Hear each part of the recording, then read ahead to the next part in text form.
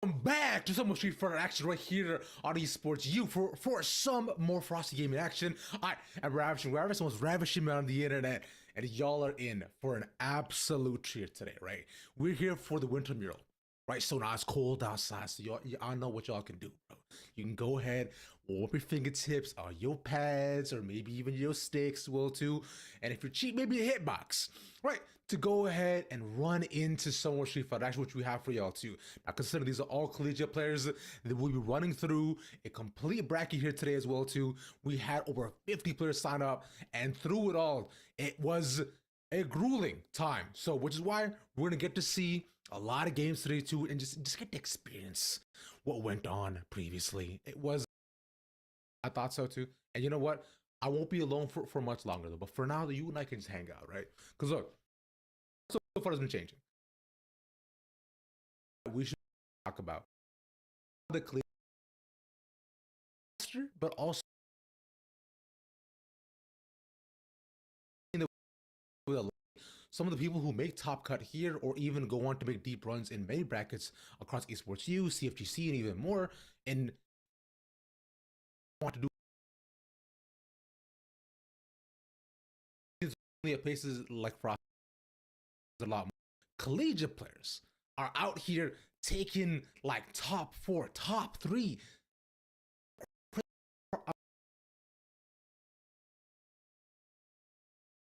I'll say it again.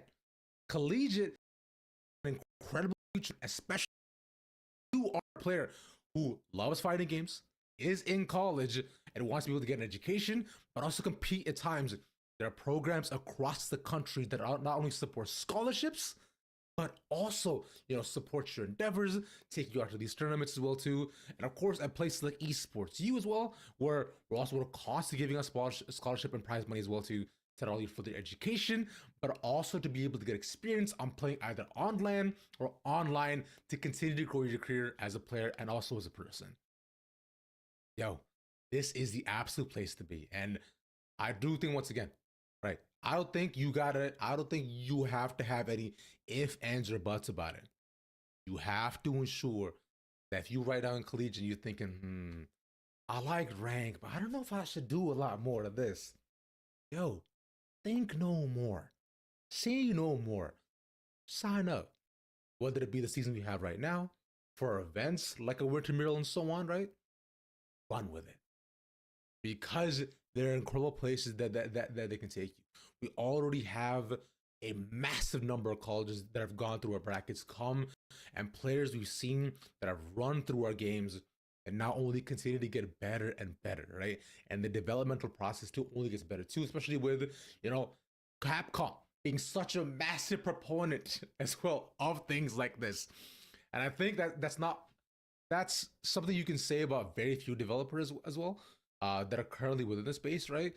Many of them kind of look past collegiate to think, we're not too sure about this. But hey, homies of a Capcom are like, yo, collegiate, college, education, and playing, that might be what's up. That might be. Y'all don't have to look nowhere past the games and the stuff that we're doing right here, right now. And if you are already in it, hey, thank you and welcome, right? This has been a very exciting time for every single person to hop on in. So, aside from that, though, I hope you guys are having a good day. Hope you guys have, being able to, relax, take a bit, and really just chill for now. But nonetheless, as we do go ahead and load into our games games as well today, I should say, right? I want you to get prepped. We have full BO5s across the day, right? And there's going to be some extremely exciting games that are taking place, a lot of character variety, phenomenal stuff, and nail-biting action that you won't want to miss. So, y'all stay locked in. We'll be back in just 2 minutes. All right? We'll see you soon.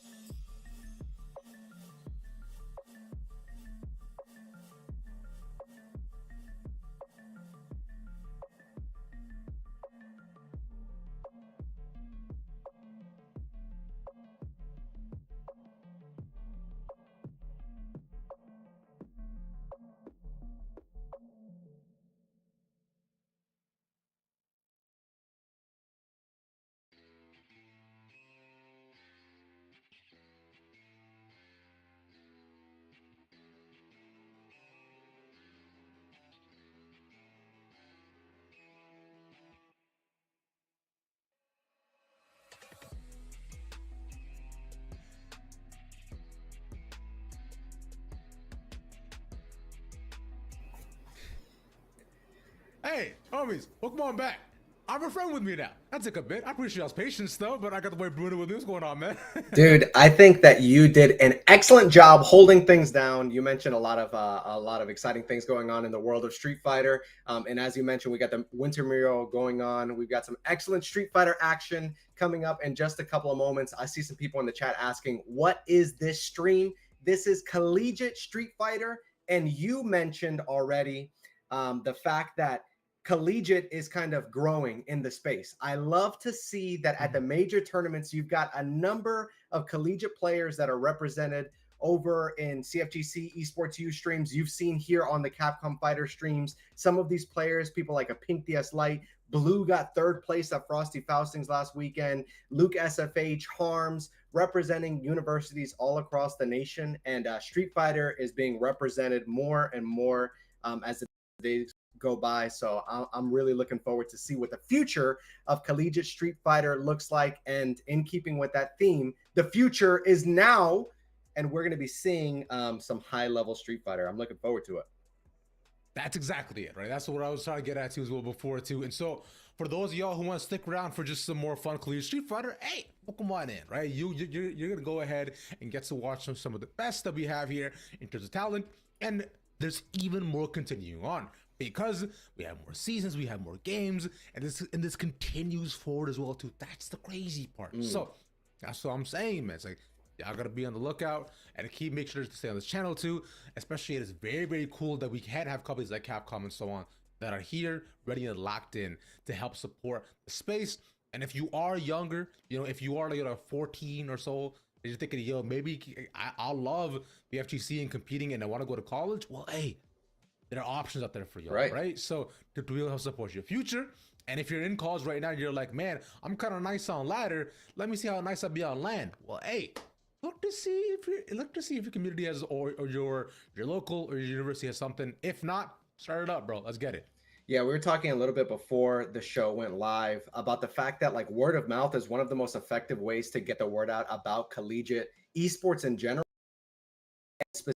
Fighting games. If you are someone that loves fighting games, you're on the Capcom Fighter stream right now. You are someone that loves fighting games at your locals, at your, if you're going to a regional tournament, if you're going to a monthly, just, talk about it. Talk about the fact that there are numerous organizations. Capcom is investing. Shout outs to Capcom for the ways that they're kind of pushing collegiate. I've had in Central Florida. Juicy is my local. And out to so many different players that just don't know that there is a growing scene for fighting games in the collegiate space. And, I see people in the chat mentioning it. Like there are so many young players that are up and coming, people that you'll see in this tournament. But it's just like, it's a growing space. And it really just takes us kind of having conversations about it, spotlighting it, and shouting out the people that are like performing at the biggest tournaments, like the people that are, showing up and they're like, Ending Walker a couple of years ago in Street Fighter 5, towards the tail end of Street Fighter 5, was like 15 years old and taking UFA in France. And it's like, it's so exciting to see young talent come out and compete at the highest levels. And our hope, our heart is like the reason why we're doing all of this is so that, it can be represented even more in the collegiate space. Exactly that. And even speaking of locals too as well, a bunch of different scenes I've seen pop up, which people may not know too much about too, is like as of late, I've seen a bunch of locals popping up at UT Dallas, right? Specifically, like, and also Texas A&M. So it's like collegians have so universities having locals in their own space too, which is a bunch of those, which is really cool to see, right? Arizona's been popping up too, right by ASU, right? Fisher has had Boise is having locals, man. So like, in fact, Boise also has one of the players who made top 8 at Evo for Guilty Gear as well too, which is crazy at Evo, man. And they're a collegiate player right now. Right. So that's what I'm saying, bro. It's like this stuff is seriously impressive, and I cannot wait to see who's next up. Yeah. For any shot or for any next tournament. Yeah. That does pop up. It's super exciting to keep an eye on. And in addition to the fact that collegiate fighting games are growing, what's really exciting is that Street Fighter is growing. We've got a huge patch. We've got Mai coming out in just a couple of days now. Rank reset. Everybody is going to be like kind of flooding into the ladder, playing ranked match, trying to get their MR up. New rankings. You've got the High Master. You've got the Grandmaster. What was the middle one? There's another kind of differentiating in the master rank system, but a lot of quality of life updates. So if you're someone that like rage queues ranked at 3 a.m., I'm just talking like hypothetically. If you were someone that would do that, I don't do that. Anybody that has seen my casting, anybody that has been a part of any show that I've been a part of knows that I'm a rager. But if you are a tilt queuer, you're going to be able to now watch the replay right after your match has concluded and be able to iterate upon your gameplay, improve in those areas. So not only is collegiate Street Fighter growing, but Street Fighter as a game, quality of life, content, so much awesome stuff coming along the horizon. Exactly that, right? There's that and a lot more too. So there's a lot to be excited about for Street Fighter, for collegiate, for the competitive scene as a whole too, which I believe we should be able to get into our first match of the day for the Wintermural in just a little bit as well too, as we look to load in as well and very, very soon to get to go into all our games today, man. We've got a bunch of games to go in. Remember, this is all BO5s, and all these competitors are going on to try to fight for, you know, a nice little prize pool of $2,000 as we in the first game of the day. Let's go, man. And what a first game it is. Paladin is one of those young killers, someone that is just represented at all of the online locals. We got the throw loop already starting up. I mean, this is just like patented Street Fighter 6. Everybody knows about this.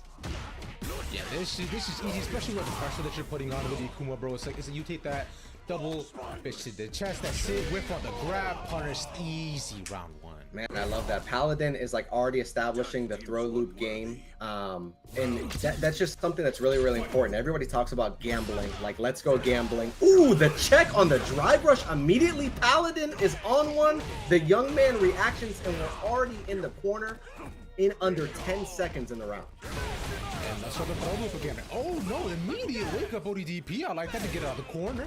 Fighter has some fighting spirit into him too. DR's in. Nope, gets countered. That's gonna suck. In burnout though, Paladin made out a sleep matter. Yeah, that level 3 is certainly going to be the first game for Paladin. Light work. I mean, we spent 99% of that match in that left corner. And if you're Rai, you're going to want to be doing that ODDP a little bit more often. If Paladin is threatening the throw loop in the corner, one of your answers in order to avoid that is going to be the ODDP, is going to be the level 2 or level 3. So you have to show Paladin is not going to change up the game plan. Paladin is going to, like, you're showing me that you're not respecting this option. I'm going to throw you over and over again. One throw is really not all that much damage. But, I mean, once you start stacking up, you got 3 or 4 throws. And then, you know, like the psychology of the game, the back and forth, the ping pong of it all. It's like, oh, what am I going to do next? And you kind of get in your head about it. So if you're Rai, you got to represent those options early. I'm going to send it. I'm going to hit you with the OD up kicks on the second throw attempt. Well, let's see if that does change up for him. For now, though, once again, Paladin taking early control. Good blocks by Rai to make sure that doesn't get stuck in the corner once more. But it's just blocking from both these sides. Yeah, but you're not going to get away with jump-ins against someone of Paladin's caliber. You haven't even forced Paladin to go to the Ryu, the character that he's like arguably the most comfortable with. So you often see Paladin in these tournaments, in pools matches, you know, up until like the top 192, top 48. Paladin is going to go for Akuma, go for Cammy, and then when he's really forced to it, he's going to switch to the Ryu. As I say that, you got the huge whiff on the DP, but a perfect parry is huge. Yeah, managed to switch it around as well too. Both of them pretty close to burnout as well. Right, looking to build up a lot of that meter, but for now, it's good spacing between the two. Level 2 available on both these sides. As he's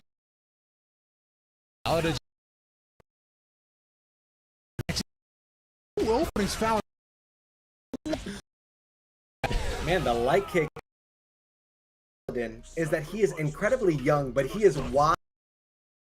The restraint in order to just maintain that grounded game plan, just walk back. I have all the space in the world. You're not putting pressure on me. I'm putting pressure on you. I don't got a thing to worry about. Yeah, I mean, right now he may have something to worry about as he's falling to one.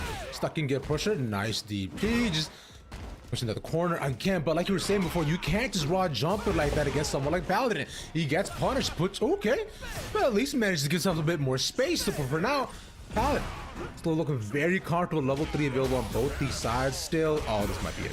Man, Akuma does so much damage, and it's just one opening. I think Paladin knows that going into that scenario, the amount of damage that Akuma does when you're at that health range, which is like 45% for DJ, which it's like really tough if you're playing against an Akuma. Once you're at that 45% health range and you've got level 3 and you've got healthy drive gauge from the side of Paladin, it's just like one opening, and that's all it takes in order to eliminate DJ's life gauge. So, but I do like the adjustments that Rai was making. It's kind of playing more in the mid range, testing those options those on Paladin's blocks. So let's see if Rai can build upon these adjustments that he's making in order to get on the board here. Let's find out together, my friend. Let's see what managed to get done. No real adjustments so far from I just see, yeah, nice parry as well, using space to get back whiff on the grab. You will eat that fly as DJ gets a little bit burnt. This is disgusting. That man is pressing the technical option over and over again. AV, the way that he's technical with it. And now we established the projectile game. I like this from Paladin. I'm not going to move. I'm not going to jump. I'm not going to kind of feed into what you're trying to do here, getting me to jump with the projectiles on screen. I'm the one in the driver's seat. I am the captain now, Captain Phillips, and Paladin is ready to do work. That one opening is all it takes. He's able to get to set point in this first set in the Wintermural. Yeah, manages to just dash in like that too. Easy hit on the low. That's twice being able to catch it with that too. But Rai uses that same strategy, right? But for right now, for Paladin, this is a much better style than we've seen from Rai from every single game so far. Using a bunch of that meter to keep the pressure on, though, just raw jump out, not gonna work. And finally, Rai having the health advantage this round. Yeah, Rai was able to make those huge adjustments starting out the round there, but here Paladin is getting the momentum going, and here is the health range that I was talking about, but the perfect parry is going to be that all Rai needs to get the corner back to set up the safe jump setup. We don't spend the level 3 here, but that low forward is able to snipe out the drive rush. And the demon Paladin closing things out with a statement. Fighting game players are all about sending statements, sending telegrams, sending parcels through USPS. Paladin with the statement of an ending there. My goodness. Bro hit that demon because just for the vibes. And you know that too. He didn't have to do that, but he wanted to. Which, I mean, hey, you know what, man? I respect it. Absolutely clinical and clean game from Paladin. Did not look for a second if he was ever on the back foot, confident in every single turn. Really impressive play from him. Yeah, and Rai's going to be able to kind of bounce back going into the loser side. But Paladin, and like I said, Paladin has such a roulette of characters, like 3 in particular. He's got the Kami, the Akuma, and the Ryu. And it's kind of a power play. Like if we're talking meta game, all these games, you know, have a meta game and the decision making within the rounds. But if you kind of zoom out a little bit, you've got the meta game of like character selection. If you're not forcing me off of the character that I'm a little bit less comfortable with, then your game is not, you know, airtight enough for me to show you the respect. Ooh, disrespectful from Paladin? My goodness. Yeah, that works out pretty well, I'd say. But hey, to be fair, that was just one game, right? As we look to move on to semis as well too, we'll have, you know, we do have our next one being loaded up in just a bit. So, you know, it shouldn't be even too bad. I do wonder if we'll see similar results from what we saw so far, whether it be as one-sided or not. But I mean, it's because as of right now, because we're right here going in blind.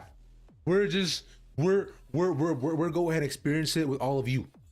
Now, in terms of like what we see from the bracket too, as we all know, you know, this took place not too long ago. But hey, I'm here waiting to be surprised and shocked. I know nothing. I'm going in blind, and I'm excited about it. And we've talked a lot about collegiate esports, and I think one of the coolest things about collegiate is the fact that it is like real tournament experience. And when you've got a player like Paladin who's Mhm. entering the online weeklies almost every single week, you're seeing Paladin in either the top 48 or the top 8, any of the local tournaments in South Florida, SoFlo Dojo, shout outs to them.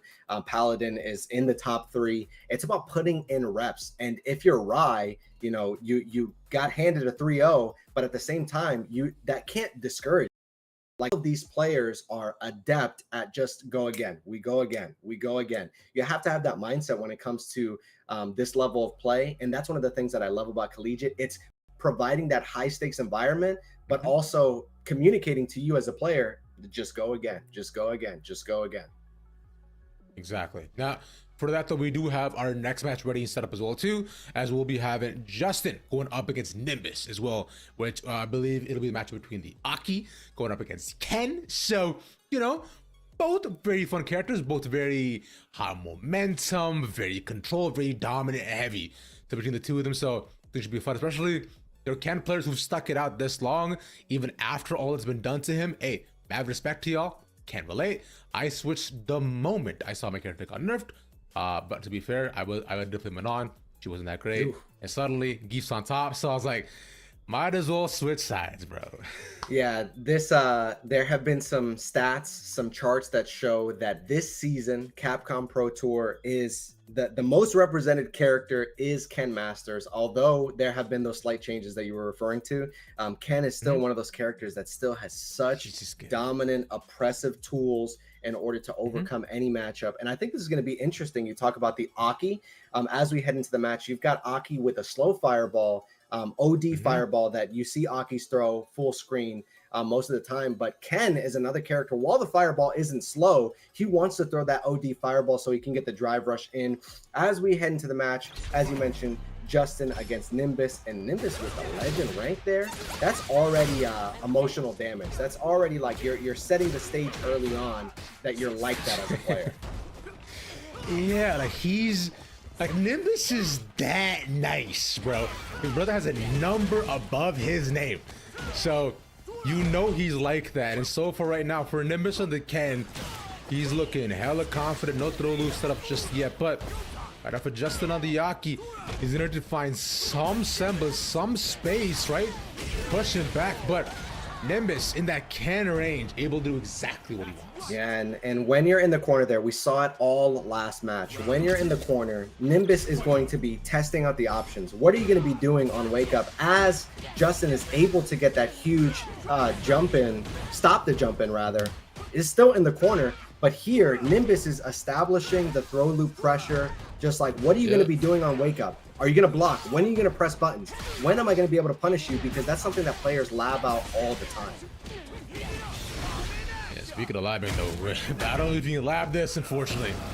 I just eat that to the chin, Aki to the tired chest, get the air knocked out of you. And that shit, Nimbus, that was 10 seconds, man. Goddamn. Relax for a sec.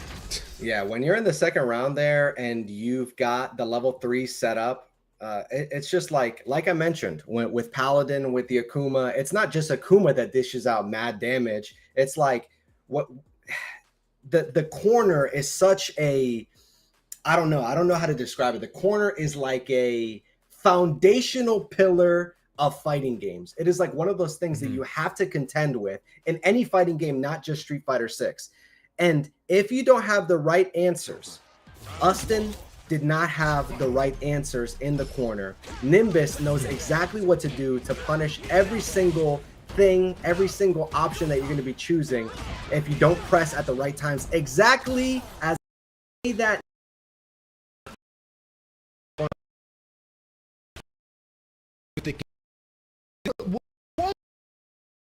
This corner to corner again. This shit. What is happened? Oh my god. Nimbus is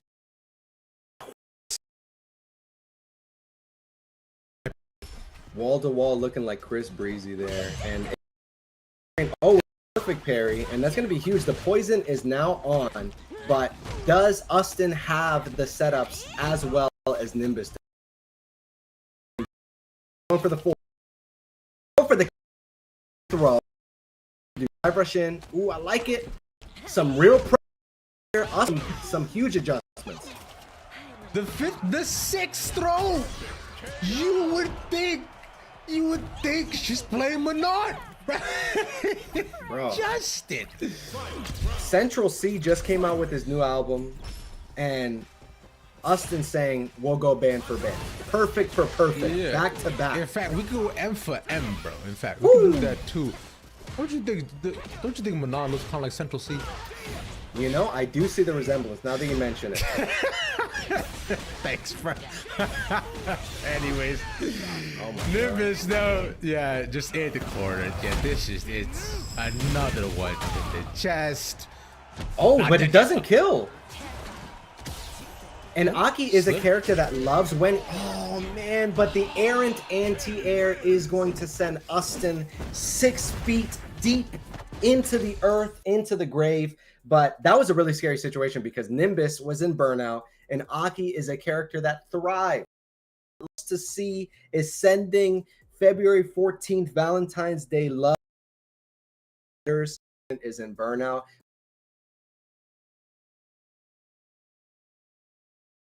The W, and we're going into to potentially match point here. 2-0 of Nimbus. Adjustments about corners. We've seen it all. Has been a situations. Who is setting up the throw loop pressure? Who is answering, choosing right? And it seems like Nimbus is the one that's choosing right so far in this set. Ooh. Yeah, as he also goes ahead and pushes Justin towards the right side as well. So just manages to land in there. Yeah, again, even though you switch sides, doesn't matter. Oh, okay. The DR though gets a space pack for him. Doesn't matter. Reverse throw, get back to the corner. You're not going nowhere. Oh, whip punish. Farrington slips under. And Justin finally gets a space. Never mind. I'm sorry. And it's just like you have to build upon your game plan. It's not just winning one interaction. It's like Nimbus has clearly structured the game plan a little bit better. And that's a matter of reps. I talked about it at the end of the previous set. It's about putting in reps. Nimbus on set point here, and it really does seem like every opening, he's able to maximize the damage. He's able to maximize the screen positioning. And Nimbus in dominant position here, just maybe 2 or 3 interactions away from taking this set in a 3-0. My far. Grab a wisp, but no punish off that.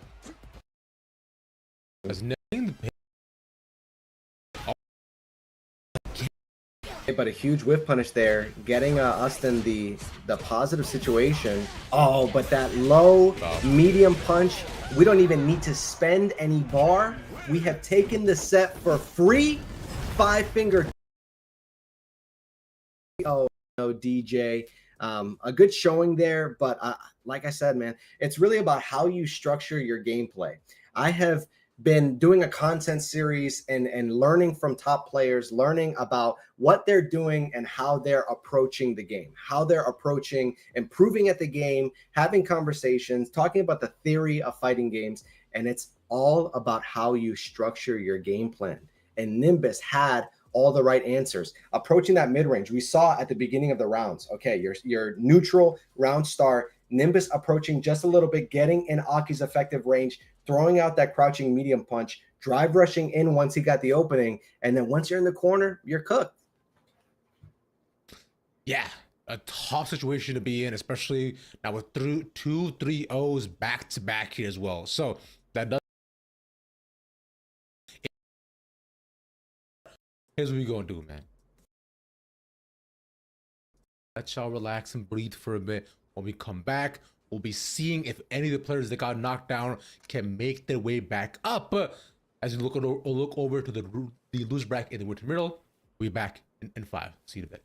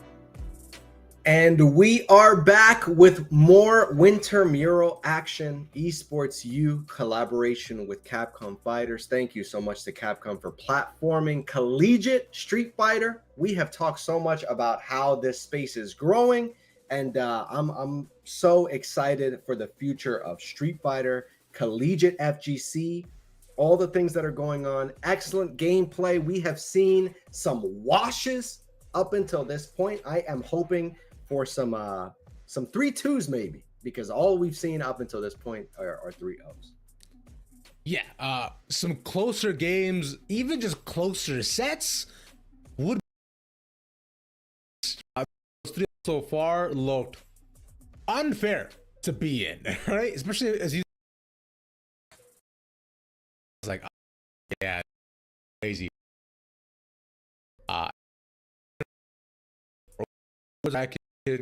This is of course double limb naturally with bracket reset, as we have for the Wintermural. We'll be looking at likely much closer games, you know, players fighting way harder to survive, as this is and only top 4 are in the money as well. Fight to survival begins right now. Yeah, I mean, it's super cool to see a $2,000 prize pool in a niche space, not even just in like broad fighting games, but specifically for collegiate, just giving these players the opportunity to show up, to make a name for themselves, to get, like I mentioned before, the high stakes competition, but some money as well. And if you're a collegiate player and you get some money, what are you spending it on? Put me on. Chipotle? Probably. Pagoda snacks? What are you spending Pagoda. it on? I would love Pagoda, honestly. I the Pagoda will actually go hard. But by the way, side note, have you ever heard of the Chipotle Black Card, Bruno? What is this? The Chipotle Black Card is given out to the highest tiers, where if you get one, you are allowed to get a free Chipotle bowl, one free Chipotle bowl every single day for life. For life? For life. I need either that. burrito or bowl or anything, one free every day for life. Are you a Doesn't matter what member? you put on it. Yeah, I mean, look, it's only given out to very select fews, right? Just the upper echelon. I'm pretty sure Sage Jam has one. Speaking of the select few, we are approaching the matches where a select few will be getting some prize pool money as we load up into the match. Manon, you are a Manon lover. We've versus Jamie, a matchup that you don't see often. Not the top tier characters, but I am looking forward to some excellent play. And immediately starting out, are we checking? They're checking out the connection, perhaps? No, we're good to go. Reverend Fern versus Cheese on the Manon. That's right. Now, Manon was a character I was attached to immediately, because considering a very unique playstyle that she offered, right? I'm a big fan of grapplers, so this is nice in and of itself too, but already 2 medals built up for one side for Cheese, right? And this doesn't look too bad, but the Jamie, I remember Jamie also got some quality of life changes too in the past bit, so I've seen a couple pop up, but no drinks in his hand just yet. Oh, and able to get the drive impact does Cheems. A huge hit grab. That's going to be 3 medals there. I mean, oh, we got the level 1. Reverend said, I'm testing your reactions. I'm testing your decision making. And if your strings are not airtight, I am going to punish them. Reverend Fern with round 1. Rev, no, not even a single drink combo needed to be used with what he managed to get started. That was impressive, especially with how oppressive Hokuto was being in the beginning. But on one end, though, 3 medals still staying for Hokuto. No grabs able to be pursued just yet. As I say that, lay the smackdown with 1, drop it again, jump over, good parry, and eat that low, baby. 5 medals, looking like Michael Phelps out there, able to get the round with a near perfect does Hokuto. And 5 medals going into final round. That's a scary sight indeed. Yeah, this is tough because if you're eating 1 grab here, come on, you're losing what, a 1/4 of your health, right? So that is a rough place to be in. A whiff on the grab though. So Reverend not gonna give Hokuto a chance. Pops level 3 immediately. And will just land stuff in a pretty comfortable life lead. Yeah, that's a good situation. And Jamie has a whole bunch of good setups here there after the level 3. We've got 3 drinks and a level 3 on Wake Up. It was a little bit delayed. Hokuto getting able or trying to relieve some of the pressure that the Reverend Fern was putting on him. And now this is a really scary situation. Equal life and an errant ODDP on Wake Up is all that Hokuto needs to secure that game 1. You asked for closer matches, and you've got them. The pie did a dance for 2 right into the DP afterwards, bro. Ridiculous how he managed to pull that off. And impressive nonetheless, though. So I am surprised, but also that game was so close too, because it really could have gone either way considering how impressive you saw Jamie was being right off rip. But I think the ultimate downfall was that the damage was ultimately lacking, even though the combos were good because not enough drinks were had, right? It was always running off of 1 for the most part. Let's see if that changes for Reverend this time. Oh, and that huge opening will lead to the first drink for Reverend Fern. I like this tag, by the way. Ooh, the perfect, or the punish counter on the throw is big damage, and your drive gauge is looking paltry, Reverend Fern. Let's see if he goes into burnout, and you're pressing. Why are you pressing, Hokuto? Another drink on the board for Reverend Fern. I like that tag, Reverend Fern. Ooh, gets the air, gets the drop down kick from the air as well too. Reverend this time, although it was a very scrappy ride between the 2 of them, it was mainly both of them just pressing each time and off of maybe one whiff from Reverend. Both able to capitalize, punish consistently. Again, strong starts. We've seen this time and time again for Reverend. Can he capitalize off this though? It does look like it indeed. As we go into the level 2, getting the 4 drinks for a short amount of time and unable to punish that the parry attempt, but Reverend Fern still with the command condition will be the game. Ooh, the OD dive kick, and Reverend Fern is looking as reverent as ever. This was really well done, but especially using the level 2 to maintain Jamie's really oppressive nature and getting a drink off early. That is going to be huge for Reverend because of the strong shots that he does like. I see if Hokuto managed to get anything anywhere past that. 2 mils were maintained. Got 3 built up though, but this really likes to play as well, playing that spacing considering those long legs of Manon. He's been able to keep Reverend out for the past bit, but the anti-air is clean. Anti-airs are indeed clean, and the level 3 on Wake Up Hokuto showing again, I will do it if you give me the opportunity. Reverend Fern's drive gauge is near death. Oh, and this burnout situation is so scary for Jamie. This is almost, it was almost checkmate, but Reverend Fern with the audacious, irreverent level 1. Oh, drive reversal though, but whiffs of the kick. Still, Jamie almost out of burnout. Reverend looking much more comfortable in the court of the stun. And Reverend is not going to go down without a fight. Whoa. Huge swing in what was a commanding position for Hokuto turned into the tables being turned for Reverend Fern. And like I said, some irreverent play there, some disrespectful options on his negative frames leads to Reverend Fern putting Hokuto in the checkmate situation. In the corner, you have the drive gauge healthy on the side of the Jamie. You've got 0 super bar from Manon. Checkmate. Looking like Magnus Carlsen. I mean, I remember, Magnus is that nice. You're right. So, let's see if there truly are GOAT status, though. As Magnus is, well, for now, though, let's see how those starts. Oh, no, just eats that, man. That's tough, but it don't matter for much longer. He gets, as he gets a bit more space back, gets the grab, but, yeah, that's tough. And I think you have correctly pointed out the fact that both of these players are just swinging. Like, it really isn't a matter of, like, one person dominating. These guys are just pressing buttons and hoping they land. And, again, Reverend Fern just doing the full Rekkas, catching Hokuto swinging. And that will certainly be it with an optimized combo. That's all Reverend Fern needs. Oh, my gosh, the reset with the overhead. Reverend is irreverent. He needs to change the tag after this match. The mid-low high loop from Jamie, keeping Hokuto in the corner and Hokuto not be able to find a single semblance, even a frame of getting out there too. It's a tough situation, but again, same sort of read that I had here again, right? Is that both Reverend and Hokuto is like, all right, cool. Either I stay blocking or I stay pressing.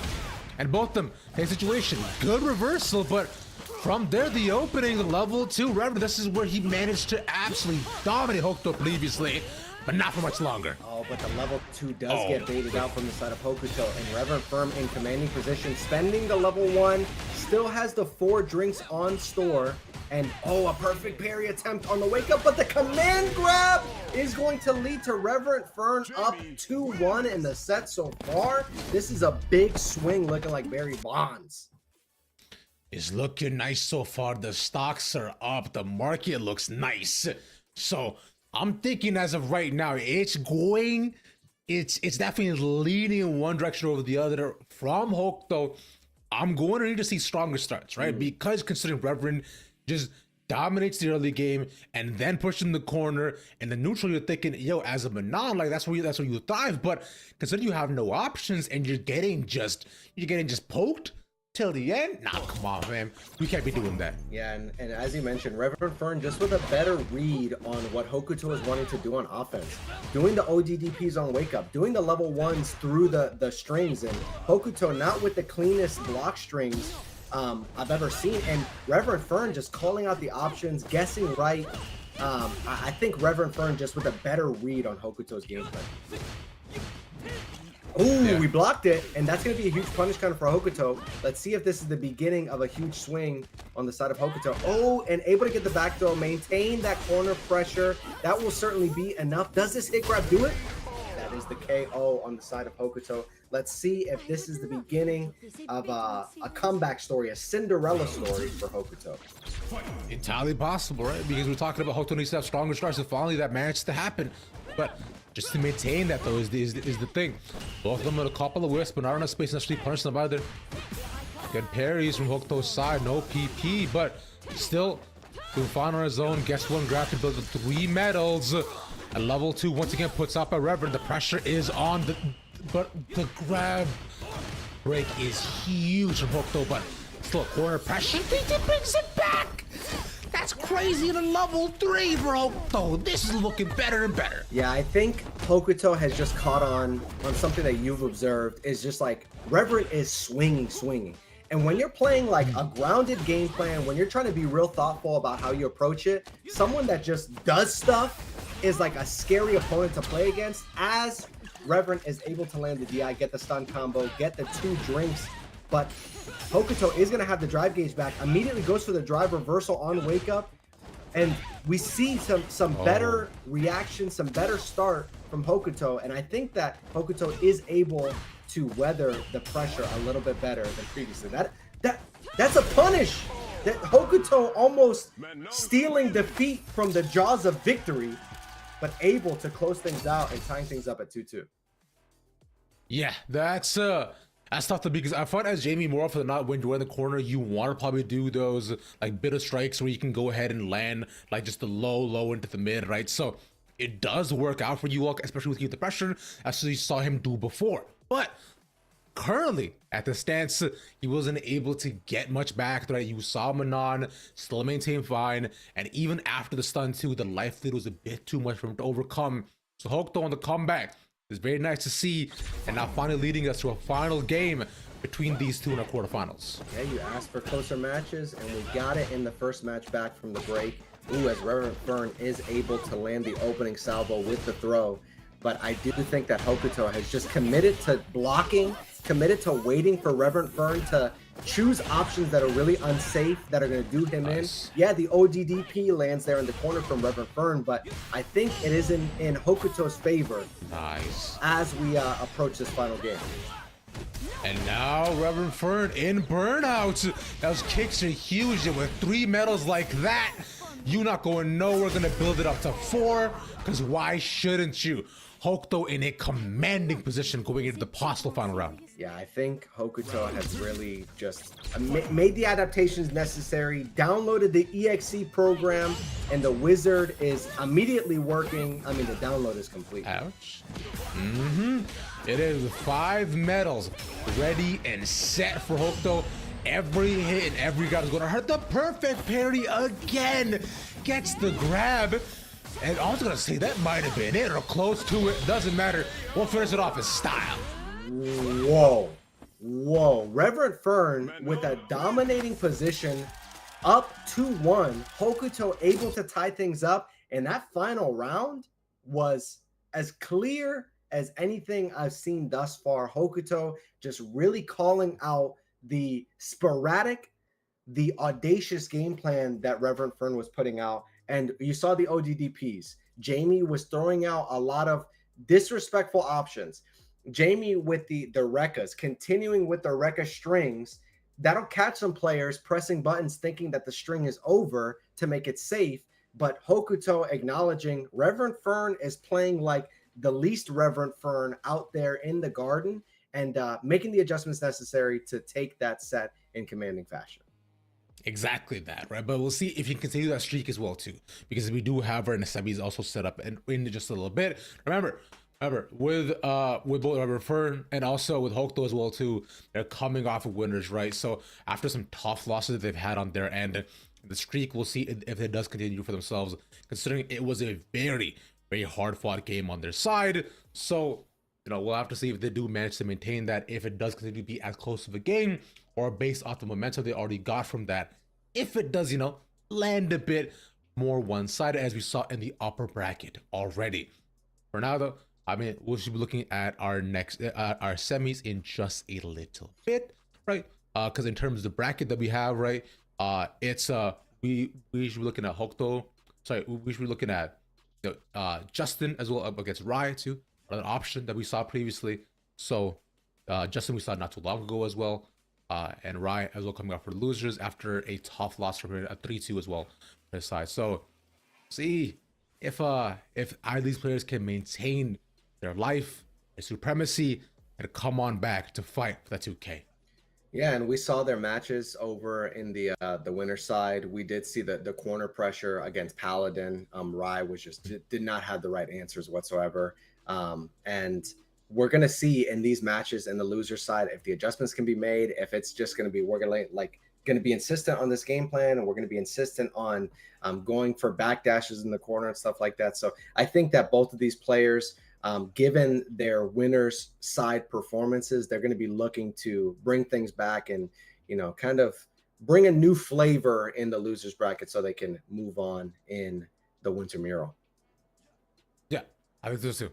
I think it should be very interesting and very close to watch as well, because we'll have the Aki versus the DJ, right? Between the two of them, Justin and Rai, right? We could honestly see the Aki really get activated at all, considering how oppressive we saw the Ken was too. There were some moments and some small semblances of hope that we saw for Justin, but it was all just dashed away, right? Just nothing could happen besides just that one perfect KO game with all the throw loose that they managed to get. But up against Rai, the DJs love their meter, man.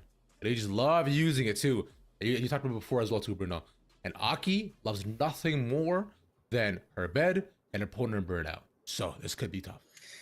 Aki doing things the Aki way. We're going to see the OD fireball there from full screen. I think there's an 85% chance we see it on round start.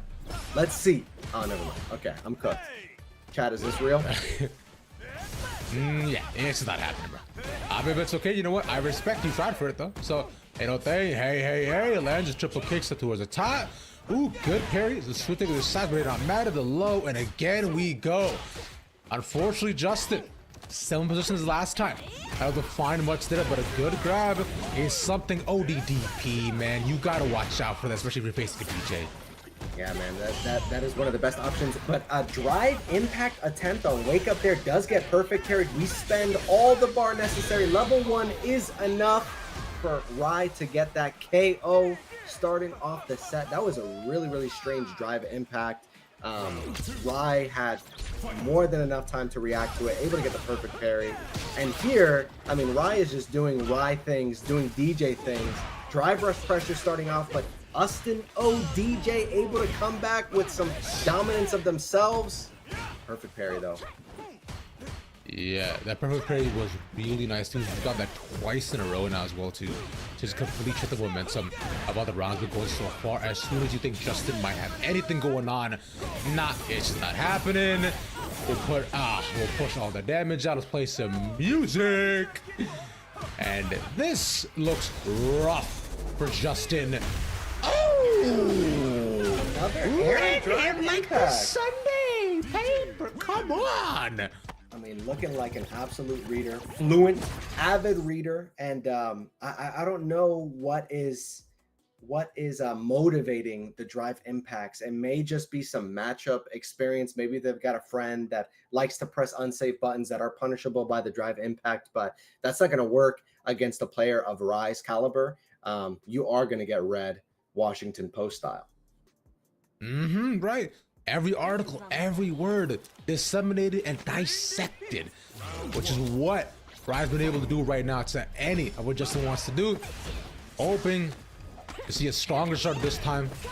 And it's a good beginning, but the end needs to be just as good. We've talked about that OD every single time. The wake up options are so good for DJ. But nonetheless, Rye, again though, maintaining semblance. Doing okay. For how long though? Yeah, and it really does seem like every time Austin ODJ is able to get something going, like an opening here and there, it just gets immediately flagged by Rye, with whether it's ODDP, whether it's like a check on the drive rush there, and then once you've got the momentum as DJ, it's like he does so much damage. Oh, but a commanding position here for Asano. Oh, that will be enough to get the round. Let's see if it's something of a comeback for Austin ODJ in this game too. Yeah, same situation that we saw in the previous game as well, is that both of them was playing around the neutral, and Justin deciding to just press buttons again. Like we're just, sorry, Rye should say more than anything, but also with DJ like not able to build them a charge here either for what DJ wants to do. So in a rougher position as you have it play so up close and personal. So Justin right now, I think if he continues to maintain the close quarters combat, then he can actually probably win this one back, but let's see if it's focused soon. Yeah, I mean, this corner position is so commanding for Rye, and that opening is all that he needs to get the round. Yeah. I wonder if Asano DJs is going to be able to call out the ODDP. If you get one good read, if you press down back on wake up one time, it's kind of the motivation, the encouragement necessary to start mounting a comeback. Immediately spends a level 3, and this is a great early spend because the drive gauge is going to be depleted from the side of Rye, and we have talked before about how Aki loves this situation. Indeed, she does. And now from here, those points are going to hit just a little bit harder. And the situation looks extremely dominant for Justin, but level 3 of his own. It'll help him a bit, but I don't know by how much you're gonna. Yeah, that critical art damage is certainly going to be better, and that animation able to get Rye the drive gauge back, but a huge jump in. One more situation. We don't go for ODDP. Oh, just walk up, throw, the gall, the audacity. I'm surprised at you, and Austin ODJ is able to get on the board here 1-1. Really great adjustments made. Just kind of playing things a little bit more slowly. DJ and Rye's game plan has really been upping the tempo, drive rush in, ODDP to relieve the pressure, pressing a lot of buttons, doing a lot of sways, trying to do some tricky timing, and Austin ODJ just saying, okay, we're going to play things on my term. I'm going to keep you in the corner. I'm just going to walk up, throw, play things at a slower tempo, R&B style. Poison's on the menu. Hell yeah. That's what we want, man. We want to go put on those 808s. No heartbreaks, though. A new Weekend album just came out, and Austin ODJ is just playing the hits. Don't remind me, bro. I'm not ready to fall back into that lifestyle just yet. I'm a good boy now. Well, the weekend's over. You don't have to worry about it anymore. You're right. It is indeed over as we are. So look at Justin and Rye between the two of these, man. Just, all right, good, perfect parry. The first of his own. Jump over, switch sides, lands the high. And this is an incredible start for Justin. Yeah, that poison is going to be on, and the OD slide is going to get Justin so close to Rai, and that's a situation that we haven't seen Rai have to contend with thus far. The close quarters combat, as you mentioned, and Austin opting to drive rush in to spend the OD bar in order to put Rai in an uncomfortable position. Yeah. Right now is not looking too hot though to whiff. Again, tries for the aerial kicks, but that's been his main option each time. No throw loose for either side, but probably gets something going. Has a bit of the OD of his own, but very low. Both the same, but Rai chooses to play it patiently and gets punished for it. And that's gonna continue. Oh, he's getting boxed, bro. I love the spend of the super meter there. Just really early. Oh, and the drive. Ouch. Reversal. Oh, I think it was a parry. Oh, we blocked it, and that is all Austin ODJ needs to bring things up 2-1. I think that there have been some definite adjustments made, understanding that Rai is going for the OD on Wake Up often. That is a choice that's been represented numerous times so far. And I think this is signs of Hokuto versus Reverend Fern. Hokuto acknowledging, I just need to block some of this stuff out. I just need to be a little bit more intentional about the way that I'm approaching your wake up, the options that you're choosing. And I think is the memoir of Hokuto and really dominating position so far in the set. Yeah.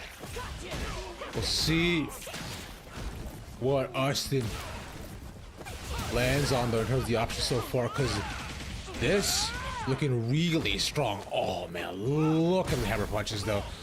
Just they do just enough to allow him to maintain the life, to maintain even leading the round so far, but DJ has somehow kept the same momentum going for the past 2 rounds after what was arguably some really tough rounds for himself. That is exactly right. Nice. But the drive reversal does not hit, and that's what Ryan needs in order to get around on the board to start mounting this comeback. But Austin, although it was a round for Rye, I do think there's a lot to like if you're Austin ODJ, because you're able to command the position, force Ryan to the corner. As I mentioned, that Rye with a dominant performance thus far, counter adjustments being made here. I mean, yeah, it's just, you're seeing that not a ton of ODB so far. It's more so playing that mid game instead, but lands up and burnout. This is really rough for DJ. As he gets grabbed on, oh my god, look at the life that withers away from his eyes. I can love seeing that, and it's only going to continue to only halfway back. He has the level 3, no critical art just yet, but needs to maintain for a little bit longer. Throw loop set up, one more should be able to do it, and good throws break. Oh my god, such a tense situation leads to Austin ODJ putting a round on the board, but the play and counter play in that scenario was just astronomical. Austin knowing that level 3 is on the board for both players. If the strings aren't airtight, Rye is going to be able to level 3 out of it. And here, Austin is trying to build upon that momentum and take things, take the set, but not if Rye can say anything about it with his level 3. This is a fantastic start though.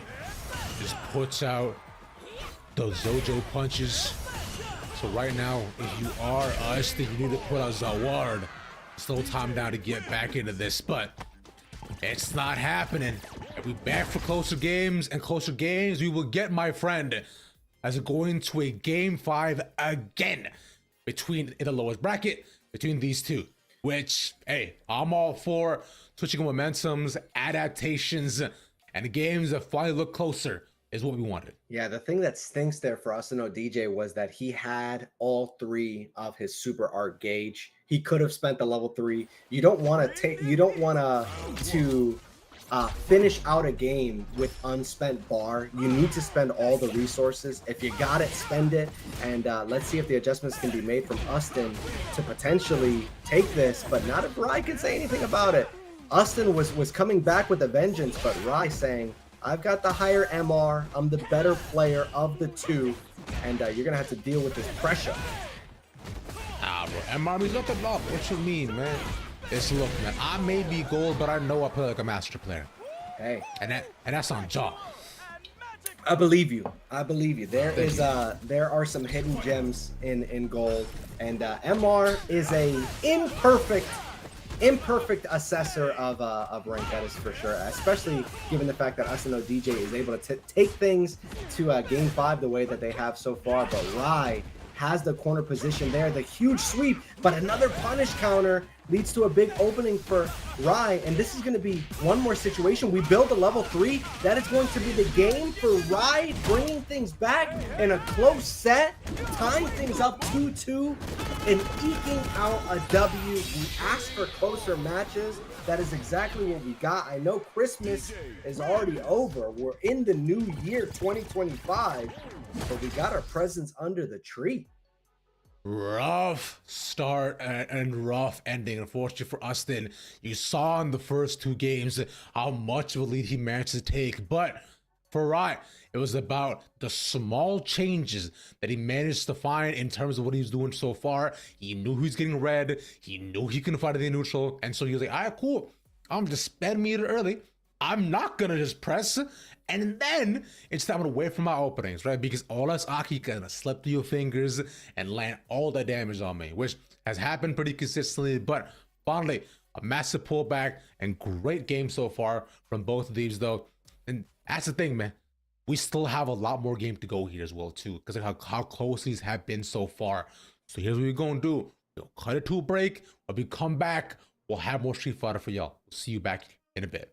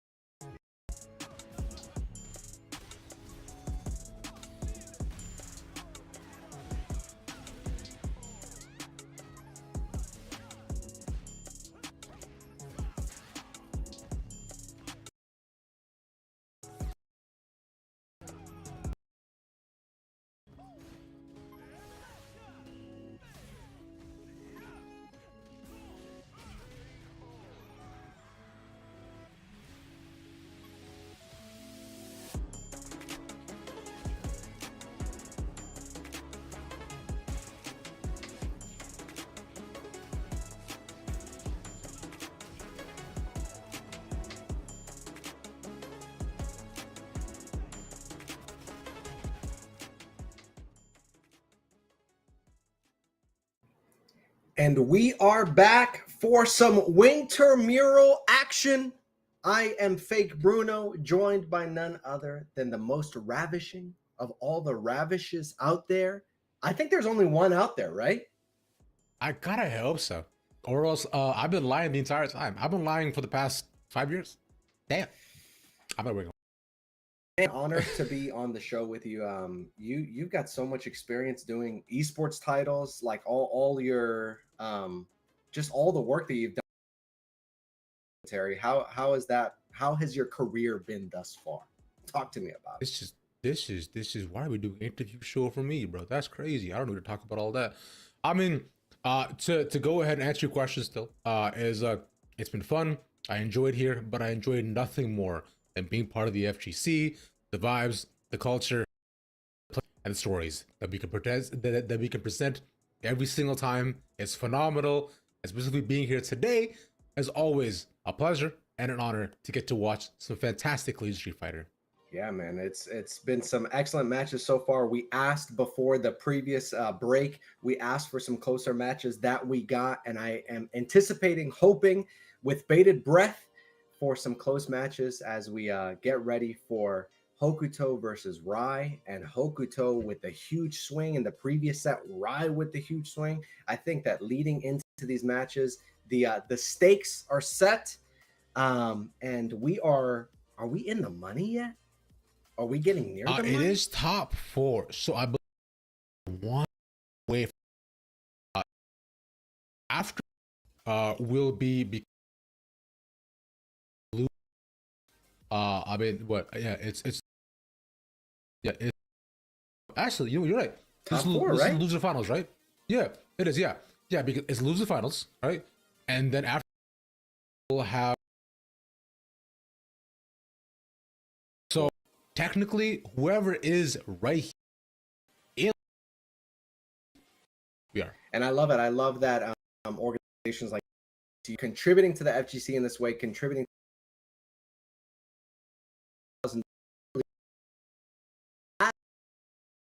We've got some more collegiate action Monday. Your clocks, mark your calendars, get ready for some more collegiate Street Fighter action. You saw it in the fall. Everything was leading up to the spring season, and we've talked about it at length up until this point in the broadcast, but collegiate Street Fighter is growing. We saw Frosty Faustings just last weekend, numerous players that have been represented here on Esports U and over on the CFGC side. I mean, I've got I don't have the names anymore, but I know we got Luke SFH. We had Luke SFH in top 192, a Pink DS Lite in top 192. Blue, who got 3rd place, was playing in this very Wintermural.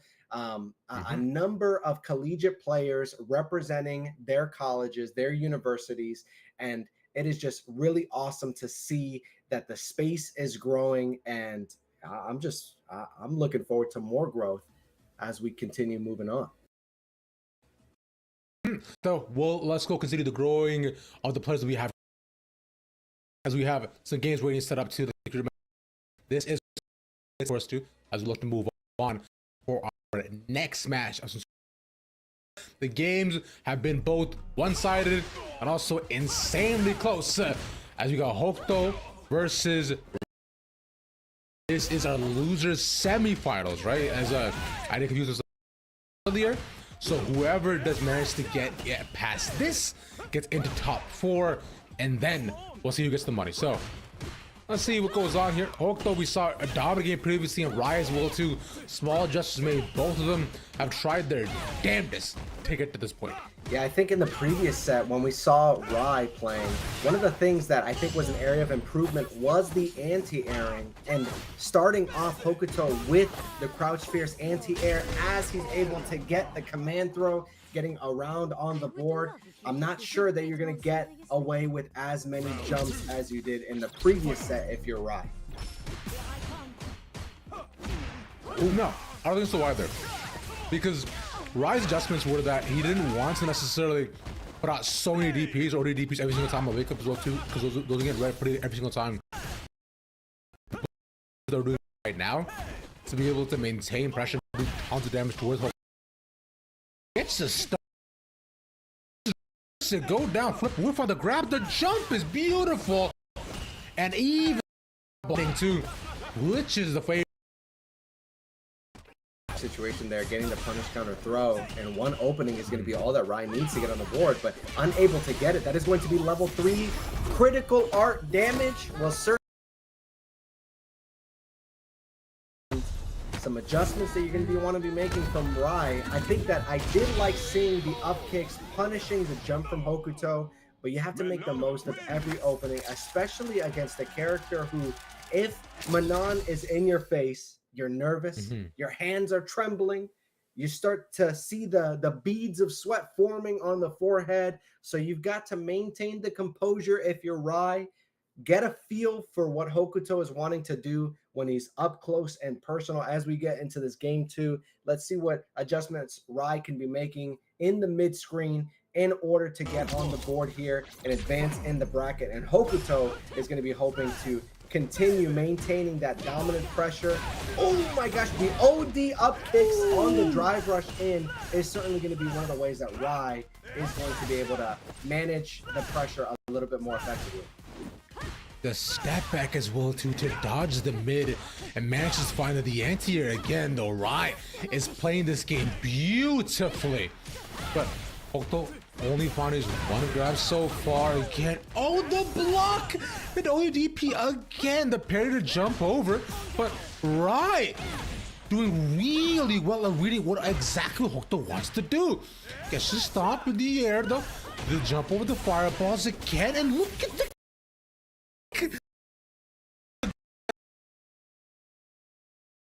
out that round, but Rai got an opening. Rai got a punish counter opening and wasn't able to make the most of it. I think if it was optimal, would have been, and that's really what it's going to boil down to as we're so deep in the bracket. If you're not making the most of every opening, you're leaving damage on the table, it's going to be a short set. Exactly, and a lot of these sets have been pretty one-sided, especially we saw towards the winners. We don't want that to be the case right here, especially when you have a chance to get in the money as well for now. No throw loop set here so far though, but Rai wanting to see what he can condition Hokuto to do. The double jump was interesting, but as a slim matter, trying to find a read, and nonetheless from here, we Hokuto going up 2-0. Yeah, I think that this is a sign of things to come. When you're this deep in the bracket, it can be one of those things where you get low broed, you get sunned, you get sat down, and it's like this is the big leagues, little bro. You got to come correct if you're going to advance in this bracket. And Rai, it's exactly what I said before. Leaving damage on the table, seeing the punish count appear on the screen, and not canceling it to knockdown situation. Those things are huge at this level of gameplay. And I'm hoping between them that Rai can at least get around on the board for himself to get in 3-0 here. To lose like this would be really heartbreaking. But considering how well Hokuto's done so far, I mean, I think I've spoken too soon though. Hokuto just like leaving himself open for every move that Rai has had. Oh, perfect to start off the round. That's gotta feel good. Yeah, the perfection KO is exactly what Rai wants. And what the adjustment there, I think we saw some counter hit, we saw some punish counter. Oh, but gets the drive rush check. You got to imagine that if Hokuto is going to expect those drive rushes, it's going to be checked. OD up kicks on wake up, punish counter throw. I think that we're heading into the territory where things are pretty evenly matched. Punish counter scenario here. Rai is in great position to take this game. Yeah, having to use a level 1 to just get out of the corner, light yourself and burn out isn't exactly ideal, but they're doing whatever they can. The jump overs of the fireballs, but he usually has used to find space in up and close and personal. That lighting on just the chip, getting the bar back, but really at what cost? Only one built up. But for Rai right now, he's been defensive, gets those kicks. It's not enough, and now from here, it'll be close, but it should be in Rai's favor. Oh man, that was really scary. Hokuto was able to, cancels into the level 2. I don't think it's enough damage. Do we say a level 3 on wake up here? Oh, we do it, but it gets jumped over. That's not enough to kill. Oh my goodness, Rai able to get on the board, 2-1. a very errant special move there from the side of Hokuto. It was so like the determining factor. You don't see that scenario every time. Burnout, you thought that the special move was going to be able to chip out, but it was just a pixel of health was all that Ryan needed in order to get on the board here. Really, really tight stuff. I wonder if Rai is going to be building upon that success that he had in the previous game and take things to game 5. We shall see. The jackknife specials were incredible from what we saw previously. 4. Right. He's loved doing those, and again, right? It just continues to happen when he gets so much damage. And he does it again. It's like he has down pressed all the time. The charge is ready and set, but here are the 4 medals for Hulk, though. They're not mad at he eats that, bro. You mentioned it. You said that he's always charging, and again on Wake Up we see the OD up kicks. And Hokuto has faced this before. In one of the previous sets, he was dealing with the Reverend Fern kind of off-kilter game plan, big swings, making audacious choices, and Hokuto was able to weather that storm.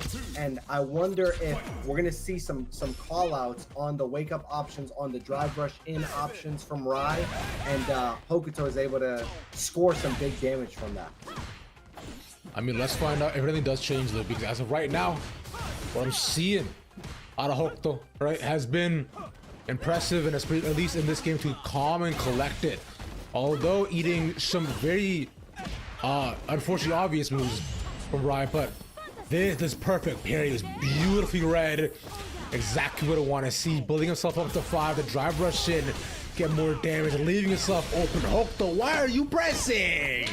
Yeah, the huge opening is what Hokuto needs to get on the board. Is it going to be enough to kill? And that will be the KO. Hokuto 3-1 against Rai. And you said it, you hoped that Rai would be able to make some adjustments to get on the board. You don't want to get knocked out of the tournament on a performance like that, just a dominant throw. Able to make some of those adjustments, but why are you pressing? But this is the point in the bracket where you're getting sunned, you're getting sat down, and the gimmicks don't work as well here. We've got answers upon answers. We have hit the lab time and time again. You got to come correct if you're going to take the set, and Hokuto coming correct. Yes, sir. He did indeed. Although he fall just once, but getting back up is the most important part as we continue to move on forward and keep getting back up after all these matches. So, which is why y'all don't want to go nowhere, though. We'll be back in 5 after the short break for the next game.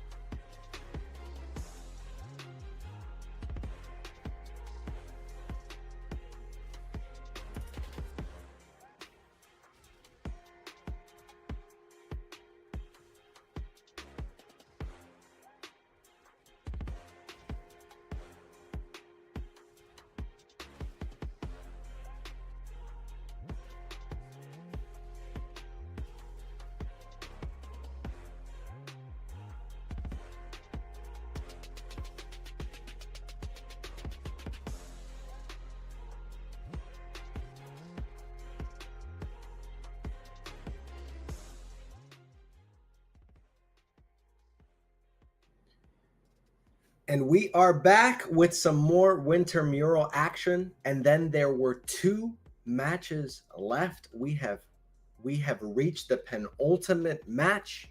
We're in the money, $2,000 prize pool. I am Fake Bruno, joined by none other than Ravishing Ravish. What has been your perspective so far? How do you feel about the matches?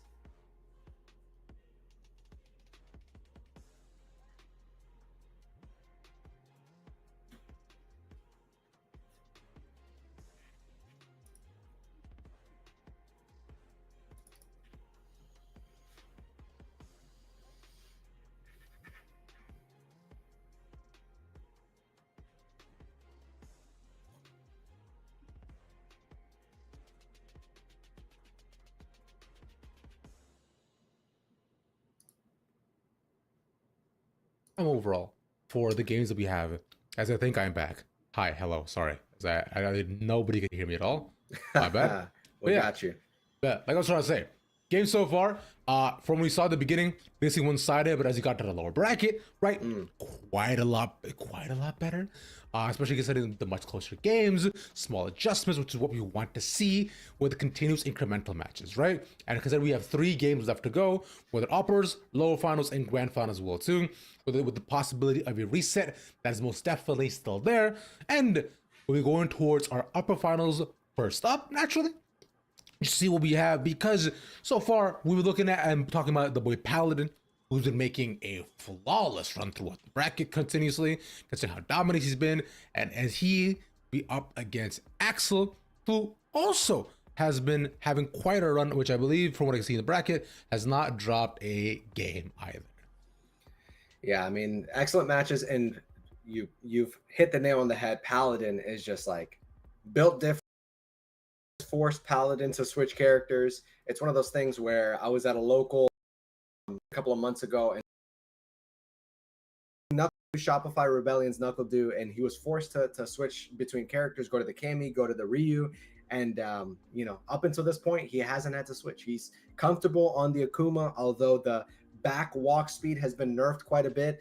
Not quite a bit, but adjusted slightly, and Akuma is still one of those characters that does massive damage, was adjusted and fine-tuned in the previous patch, but still dominating, still arguably the best Shoto in the game against Axel, who is rocking what some people deem the worst Shoto in the game, but they're just those characters, the game plan that they do is so tailor-made for Street Fighter 6's incentive structure, and I don't think anybody is wondering about whether or not Ken is solid or not.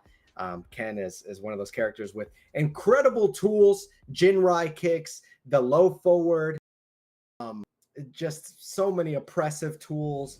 And I think we're going to see a lot of the corner, especially against Paladin featured. You're going to see a lot of really patient gameplay. And I mentioned it previously, but Paladin is incredibly young, but wise beyond his years in the way that he approaches Street Fighter 6. Very grounded. And if you play fighting games, you know how hard it is when you're unable to crack your opponent. What you tend to go for as we head into the matches is the jump, is the neutral skip, is the gimmick. But Paladin, wise beyond his years, keeps things down pat, keeps things clean. Akuma versus Ken. Final couple of matches here. Well, let's see how wise he manages to be in this game up against Nimbus. So considering so far both of them have had such flawless runs, this is the possibility for them to break that record here. Perfect parry. Paladin read that to a T. Eat those fireballs to your chest, and let's back that thing up. Back that thing up indeed, and Nimbus is backing it up. Oh, able to get the huge punish counter opening.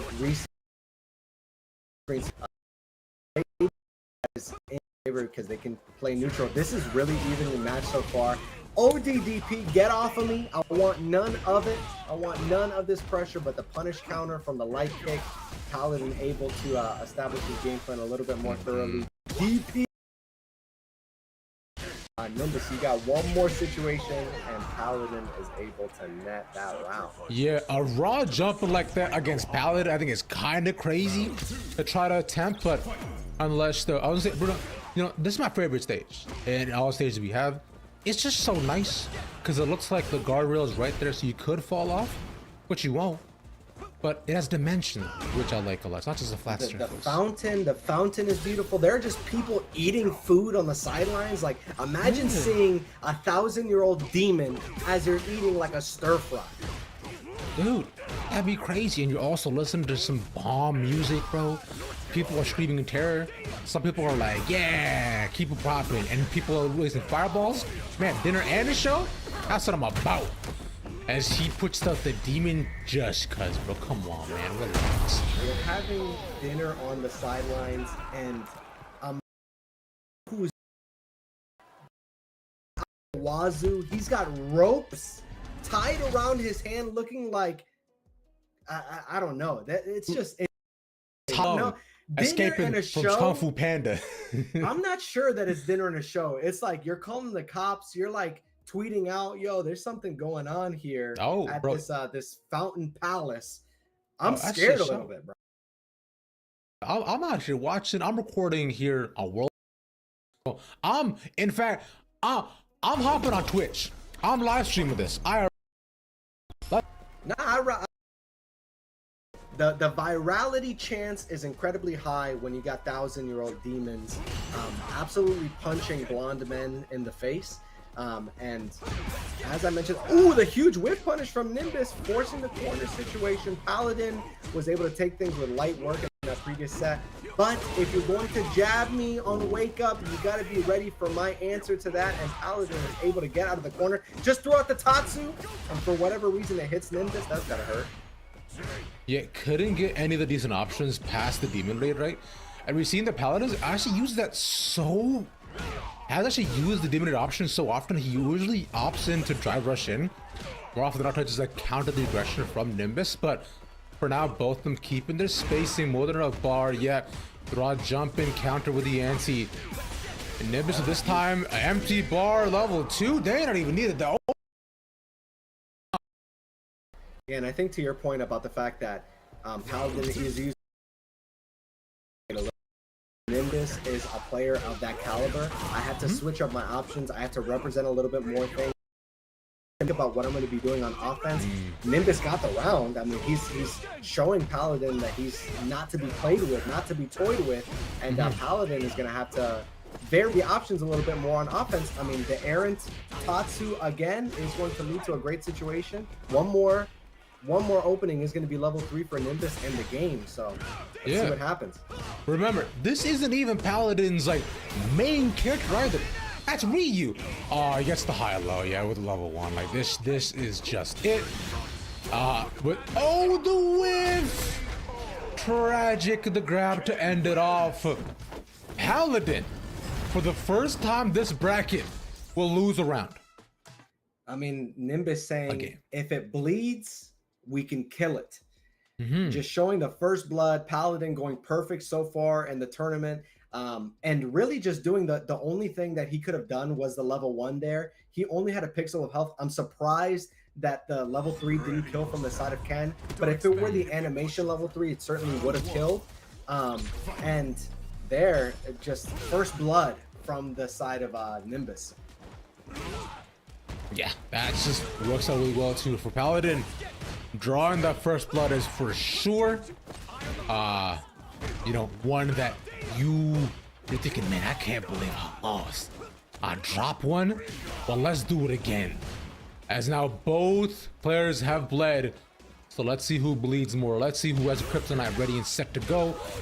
We are in. Take that, both fireballs steal chest hole, and once more again.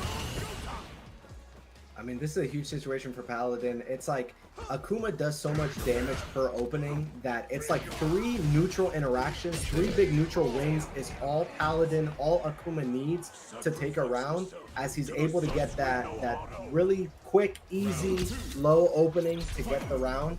And Paladin is building upon his success that he had in game 1. Stagger pressure, big normals, fireball game on lock.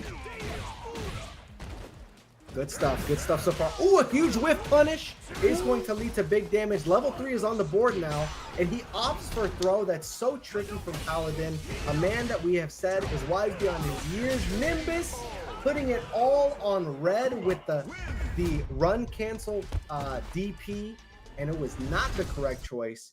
An incredibly audacious choice from Nimbus, and able to be easily punished from the side of Paladin.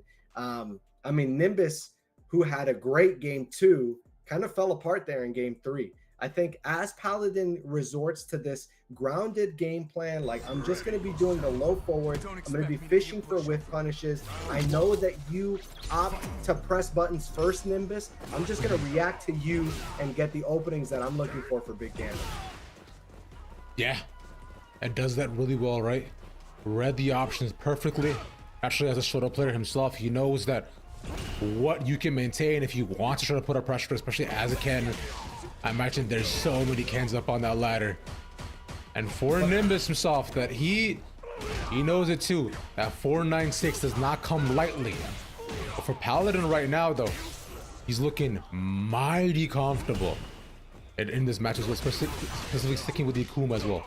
I do love the check there on the drive rush, but do you see, like, I see such a stark difference between this game that we've seen. The level 1 does get baited out with the perfect parry, or the parry attempt rather, and that is going to be equalizing. That's a huge swing from the side of Nimbus. Paladin with the huge comeback. What I was mentioning before, Ravish, this like footsie, it's very like in the mid screen here, walking back and forth, in and out of the effective range, getting the open, going for the whiff punishes. This is the kind of gameplay that represents that we haven't seen yet in the Wintermural so far. No, not at all, right? And we were talking a mid game of Paladin so far about how he sees all, he knows all. And right now, this may just be the air OD fireball to keep Nimbus locked in the corner. So far, he's managed to block a lot of it, but again, that raw jump in, that punishment is heavy. You're gonna eat that grab, being so low. Eat that grab again, bro. You're not full yet, are you? I know you want one more. The low to get out. This is good. The surviving is nice, but for how long can he do it? Because the issue is, his health is so low. This made me want more interaction needed. But Nimbus doesn't get a huge whiff, leads to Paladin taking the set 3-1. The errant, I mean, he had the combo necessary to at least build level 3 to push things a little bit further, maybe get closer to regaining that drive gauge, but maybe it was just the nerves.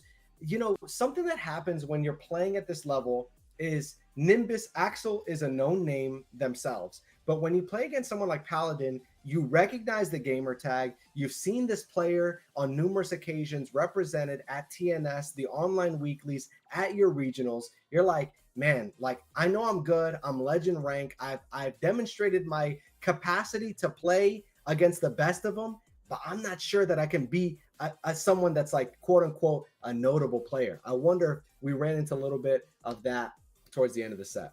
It may have been entirely possible, but we'll have to see what the recovery will be as he drop on down to lower his final as well to face someone on one more time of Hokuto. Does he then come back up right now? The Paladin sitting pretty up top, waiting for his opponent, and who that will be, we'll see together after about 5 minutes. So y'all stick around. We'll be right back.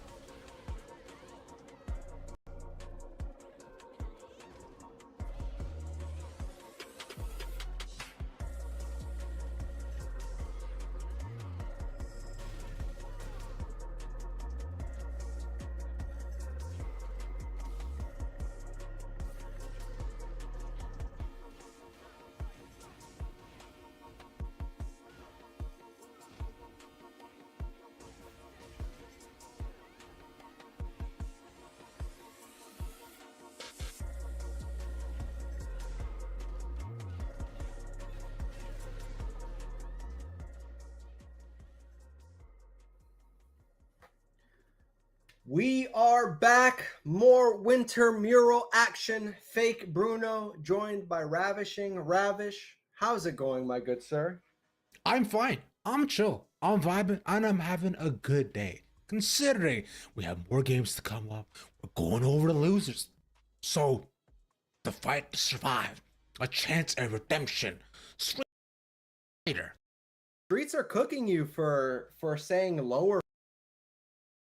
No FGC. You've got FGC in your heart. Sports is you're a person. Yo, bad. That's hold on. If you guys look at a bracket, fine. Losers I'm with you. I'm finals. with you. I'm Okay, with fine. you. Fine. I agree with your case. You don't have to argue Okay, with me. fine. Losers finals, bro. If you guys are so hung up on it, means the same thing, man. I'm not sure. Are we really Have gonna you get seen- at me for saying it's the losers and lowers? Stop. Have you It's a bracket. seen other tournaments? Sometimes they'll call losers finals because losers is like such a negative term. They'll call it learners finals or learners Okay. bracket. That's crazy. I I've rock never with heard of that. See, look. Lowers is what I'm used to because that's what they call it in every single other esport except the FGC. I'm with you. I'm with you because I am someone that likes platform fighters as well. And the platform fighter jargon and lingo and traditional fighting game lingo, they're always at odds. So if you say that you want to play a casual set against somebody,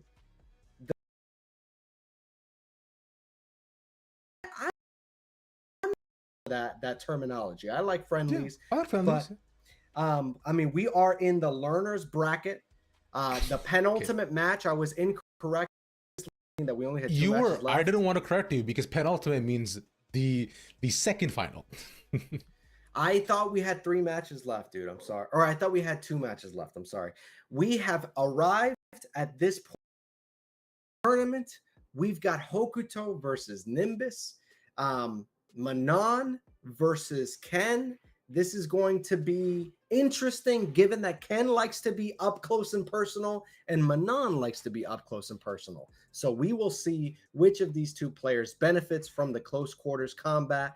I think the tournament so far has been excellent. Really awesome matches, really awesome adjustments being made. I'm kind of low-key rooting for Paladin, given that Paladin is a local Floridian.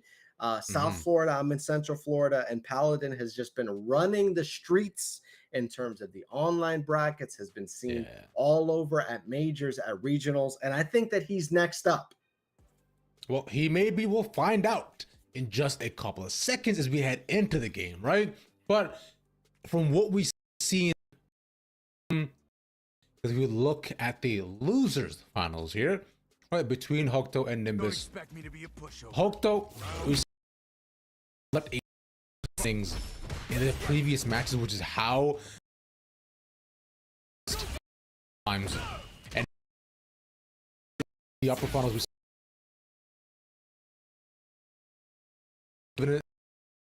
Ken is going to be essential for both of them, but are already depleted for Nimbus at the greatest, but may not necessarily matter. I think that is a sign of things to come. Whoever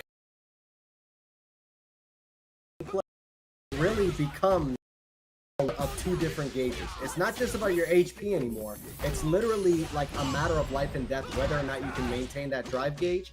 As I say that, Nimbus getting in the green and able to get the perfect parry and force the corner situation for Manon. And those jumps at this level, you're not going to get away with those back jumps. The huge punish counter is going to be the round for Nimbus.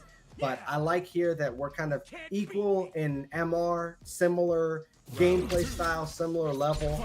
One thing that I want to note, at the beginning of the previous round, we saw a cross-cut DP from Nimbus off of a drive rush cancel. That's pretty quick reactions, and I think that is just evidence of the high-level gameplay that we are treated to right now. Exactly that, right? And I find the circle should just continue as well, considering we got the triple flash kicks coming out from Nimbus, so ODs with that, and so not with this, you're gonna use the super to just decimate him. The level 3 does more than enough to get the first Nimbus starting off strong, and I imagine that trend will continue in the losers. Yeah, Nimbus pouring down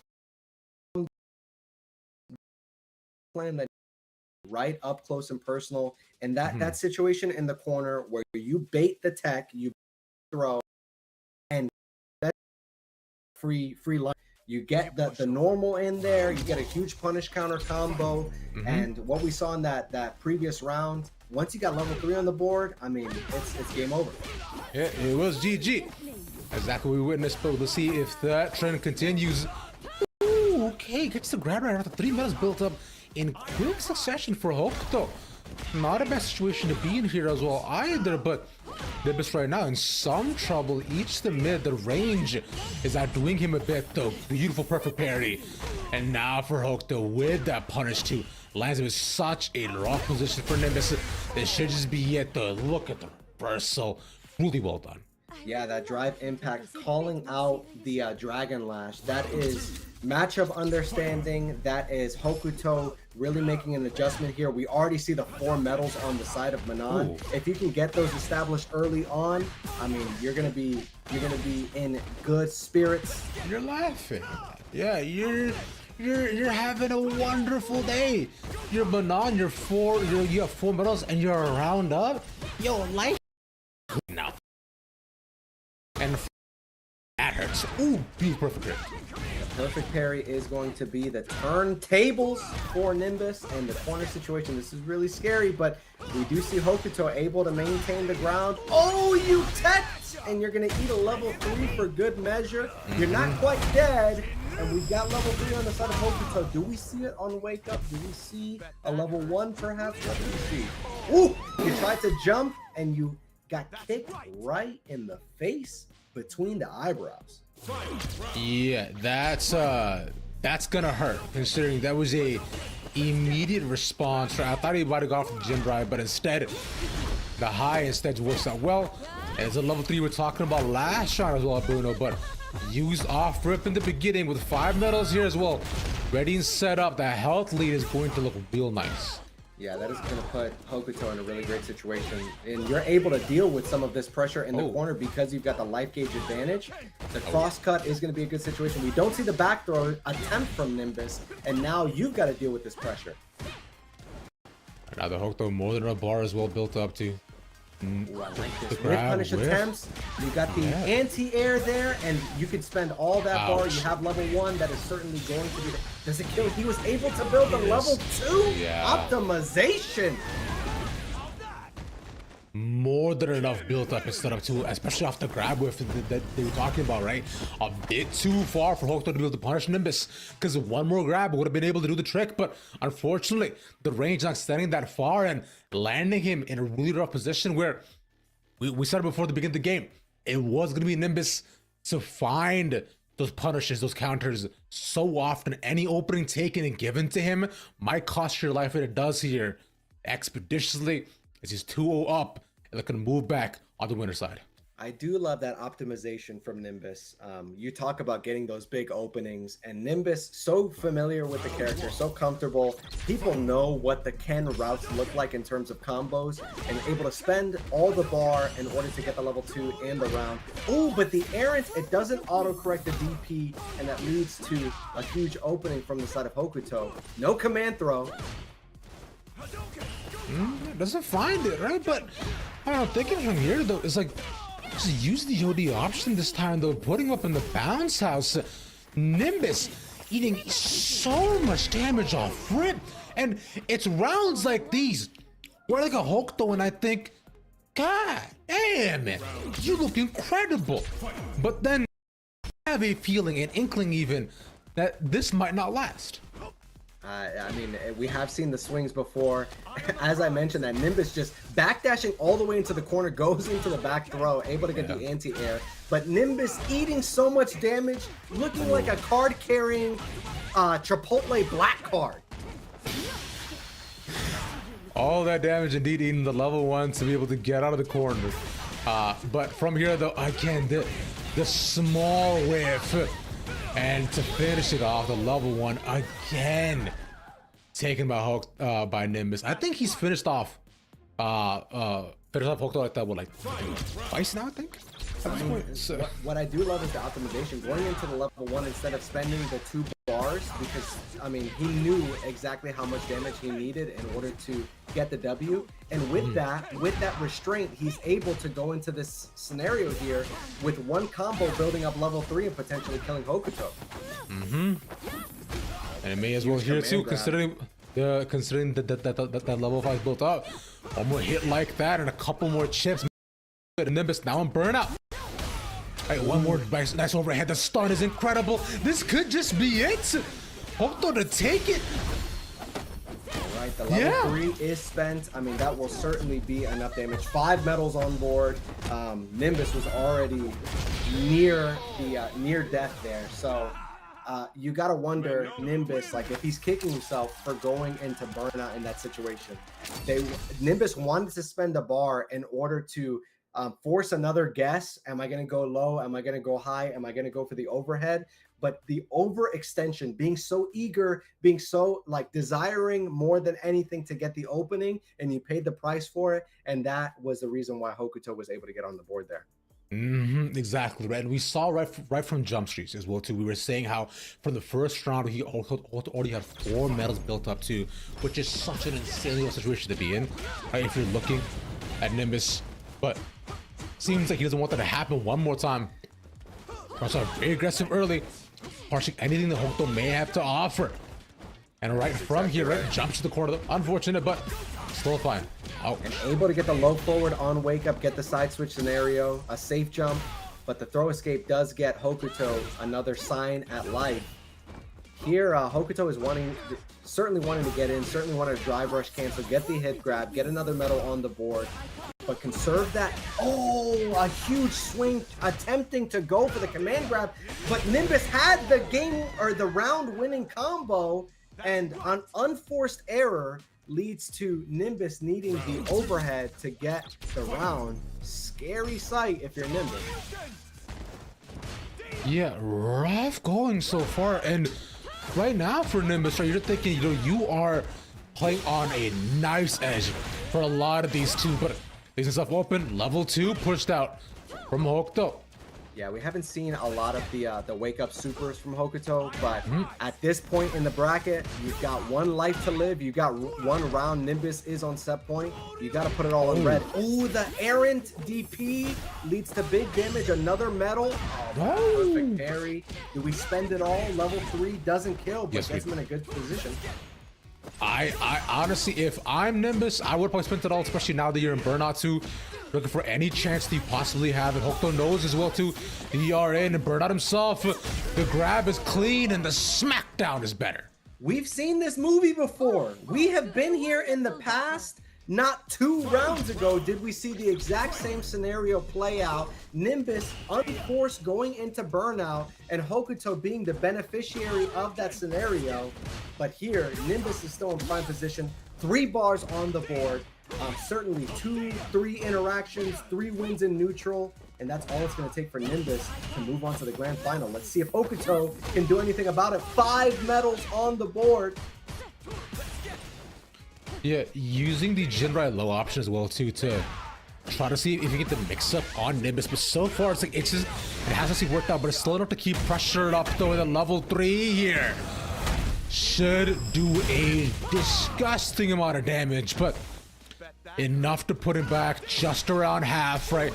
As you get into the corner, the burnout, and this may just be it, Bruno.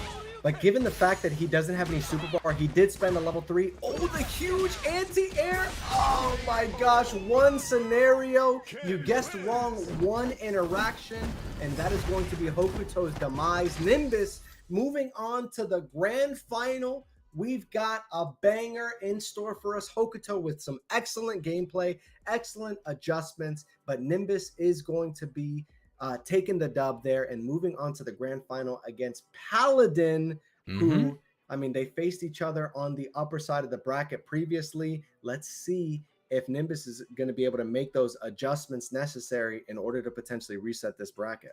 And we can find that out together after this short break. We'll see you back in 5.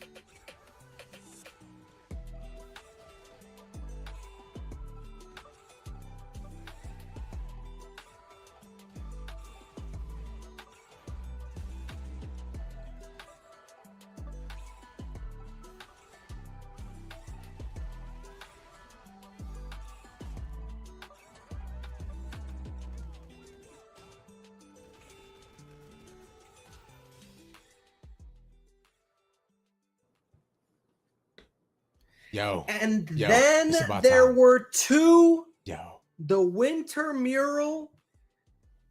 We have found ourselves here. Paladin versus Nimbus. I am Fake Bruno, joined by the hungriest man in sports broadcasting, entertainment, ravishing Ravish. I'm looking forward to this fine. match. I'm sure I'm that good. you're looking forward to like a quick 3-0, right? I mean, I'm good, bro. You want? I got my top buttoned up. I'm serious. I'm ready. I'm locked in, baby. I'm here for it all. Let's go all 10 games. A bracket reset at 5 games and then a 5-game set in the reset. But I mean, we've got a couple of great matches in store for us. Paladin, the man that is wise beyond his years, against Nimbus, the Ken that is explosive, that is maximum damage, that is optimized. I know for a fact, beyond the shadow of a doubt, that these matches are going to be excellent. And if you are just tuning in now and don't know what is going on, this is the Wintermural put on by Esports U. Shout outs to Esports U. Shout out to Capcom for platforming collegiate fighting games. Hey, esports broadly are represented at the collegiate level, but fighting games are nowhere to be seen. Other than platform fighters, you don't often see colleges, universities representing fighting games. So Esports U has generously donated $2,000 to this prize pool, and the person that is going to be winning this set will be walking away with $1,000. That is a college student with $1,000 in their pocket, ready to spend it at Chipotle.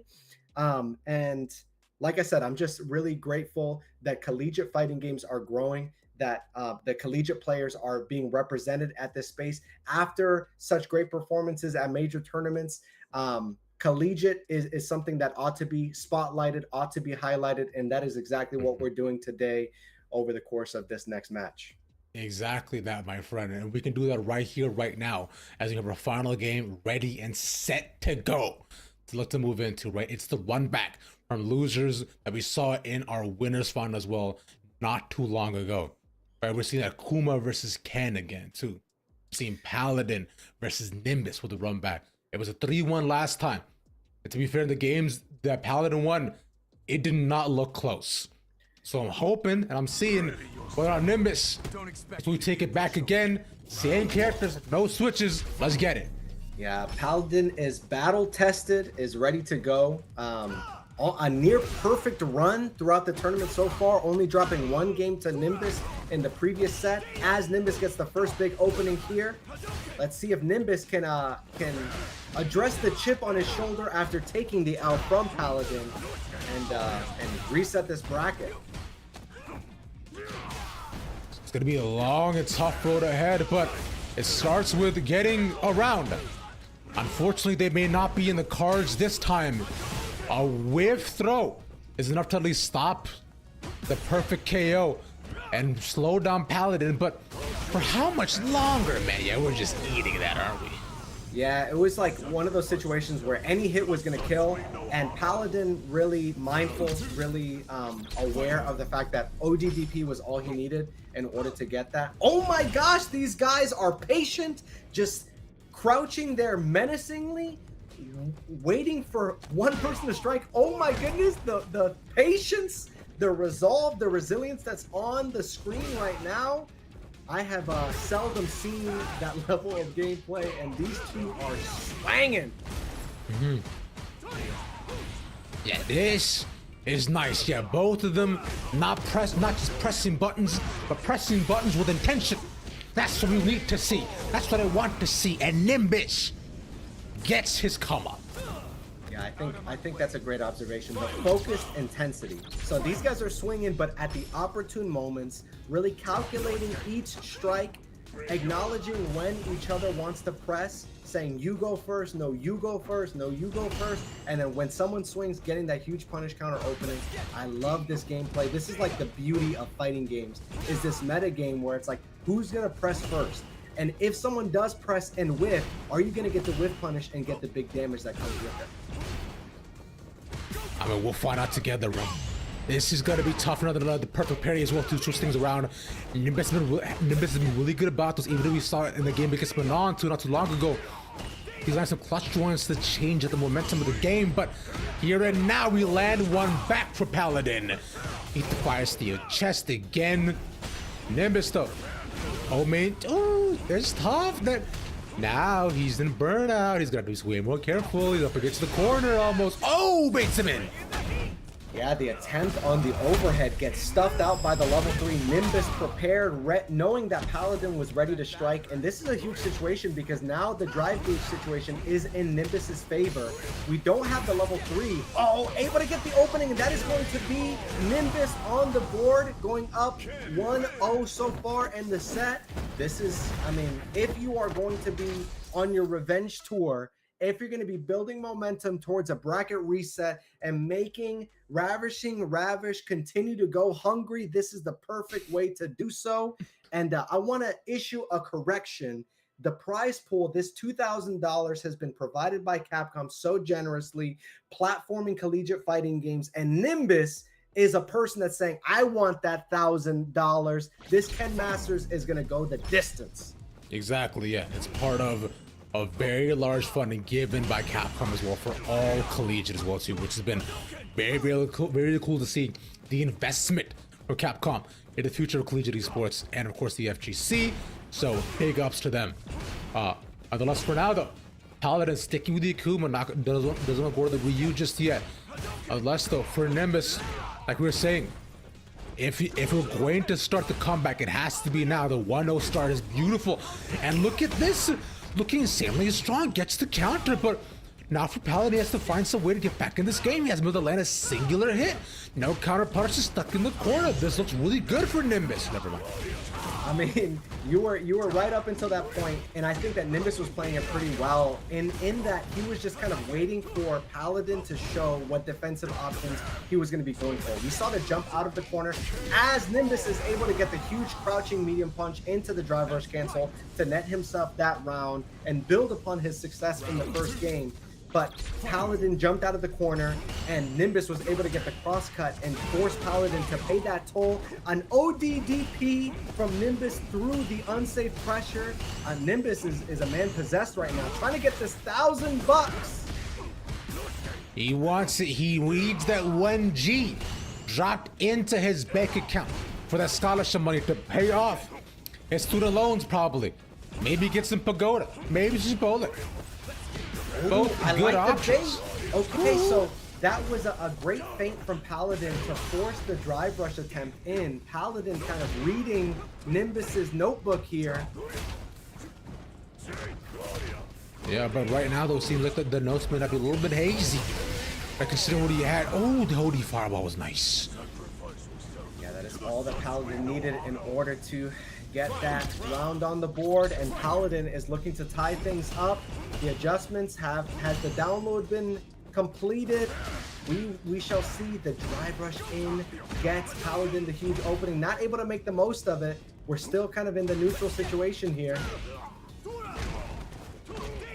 Yeah, it was good so far, but Nimbus are not necessarily looking to give away an inch or a mile. Remember, this is finals, right? It's BO5. And right now, this has been the closest game we've had throughout the entire bracket. Yeah, the game before this one. I mean, these guys are calling out each other's options. Oh my god, they share the same brain cell, going for the parry at the same exact time, frame perfect.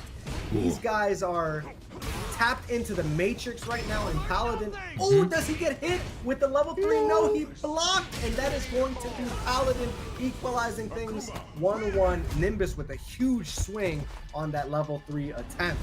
Unfortunate, right? Because we've seen actually be Nimbus be really good about those level 3s and fine openings, I think, every single time. This is the first time he got punished for it too. He's been so good about baiting his opponents in and getting the read on them that honestly, I'm sure he must have thought that, yo, this is open, this is easy, this is free, I'm gonna do this.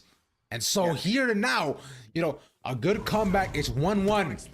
As we head into the next game though, let's see if Nimbus can find some adjustments to continue forward to get 2, possibly the reset, or will Paladin get his streak? I think that's a great observation on the level 3. You know, you want to show in the grand finals, you want to show options that you haven't represented before, and that's probably why Nimbus goes for that level 3 on Wake Up. Like, I haven't done this yet so far. We played in winners. I lost in winners. He's not aware of it, but Paladin is such a consummate professional that he was able to block that out and now is in commanding position. Throw loop situation in the corner, gets the jabs. This is going to be guess for game here. Yeah, this it was tough to good throw break though to himself alive. Oh, those raw jump-ins have gotten him so often too because Nimbus is just ready. He's ready for the anti-air every time. I don't think he might have whiffed one, but not with this though. Paladin feeling confident and ready, and again backing Nimbus up all the way in the corner. Let's see what options he wants to expend, but only gets a bit of chip, but how much more? Yeah, but it does look like Paladin is locked into the Cerebral right now. He sees all possible futures. He is kind of forcing Nimbus's hand, trying to press buttons that make Nimbus flinch, make Nimbus jump. How many times have we seen that, the round ending with the anti-air, OD or otherwise? And that's really just credit to Paladin's the conditioning that he's been putting on. That is going to be level 3, game 2, or game 3 rather, for Paladin, up 2-1.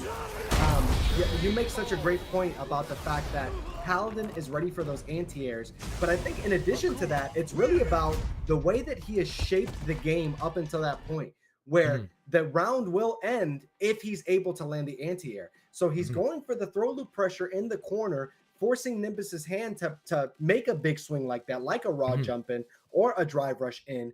But Paladin is manipulating the game in his favor so well, where almost every situation, all he needs to do is anti-air in order to get the round. He's got him locked in. He's got him stuck. He's read his options. He's seen what he wants to get done. And so he's like, all right, bro, I see what you do. Let me do you one better. As we have a character swap for Nimbus. Okay, the Ed.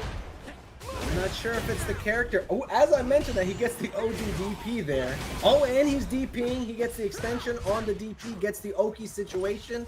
Maybe this character switch is going to work out in Nimbus's favor. Oh my goodness, he is reading every option correctly. Nimbus is a man possessed. I like that from bringing out the Ed for the final like potential BO1 option, leaving him there, but those chest punches are gonna hurt. This even more so. Throw loop again, dodges a smackdown, but not gonna pull back in the OD fireball though, and now stuck in 2. He's in burnout, and with this could just be it. Paladin doesn't care. On set point, right there on the horizon. He sees the $1,000. He is loading up the mobile order. He is ready to spend that cash, but not if Nimbus can get another ODDP. What's crazy is that Nimbus started off with crazy momentum in that first round, just for Paladin to come back, to do the basics and take this thing to set point. Exactly that. And now with this for Nimbus though, not able to land the flickers. That doesn't load up any of the psycho moves there either too. The charge not able to land just yet, but Flicker again being dodged. He's chasing circles around him, and the triple punch as well, not able to be found, pulls him back. But look at this, both of them in burnout. For Paladin, this should just be the round, and yeah, Nimbus keeps it close. Yeah, and I'm not surprised by that at all, because like we said, in the first round, Nimbus was putting the smack onto Paladin. It just happened to be a couple of choice openings that Paladin was able to make the most of. But it's not to say that Nimbus's Ed isn't battle-tested and ready for this opponent. Ooh, able to get the jab interruption there. All right, let's see if Nimbus is able to get another game on the board here. We're up the fairly early though, but no punish off of that for Nimbus. I was expecting him to move in. The fireball pressure has actually been really good from Paladin too when we see it again.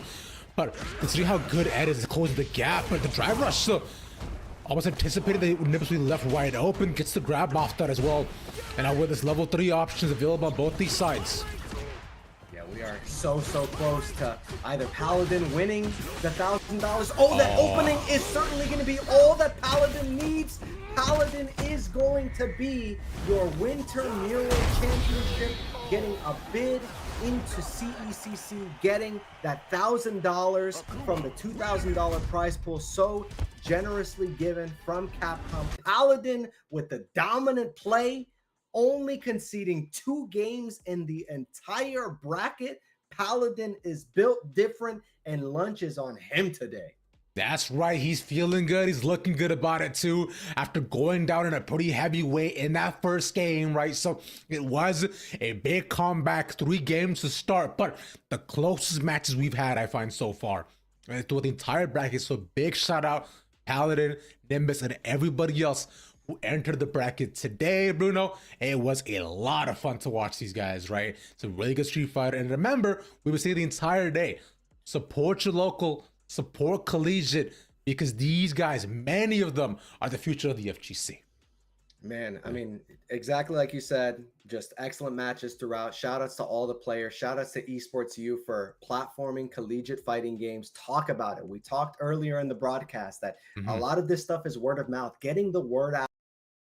FGC has a space in collegiate. Be sure to tune in February 17th. We've got some more collegiate Street Fighter action every Monday at 9 p.m. Eastern Standard Time. I've been Fake Bruno. You can follow over on X at @_Fake Bruno. Tell them where they can find you at. Hey, appreciate y'all watching. Again, big thanks to Capcom for making all this possible. And of course, East. Grab supposed to ravishing on the internet. Y'all have a good night. Peace.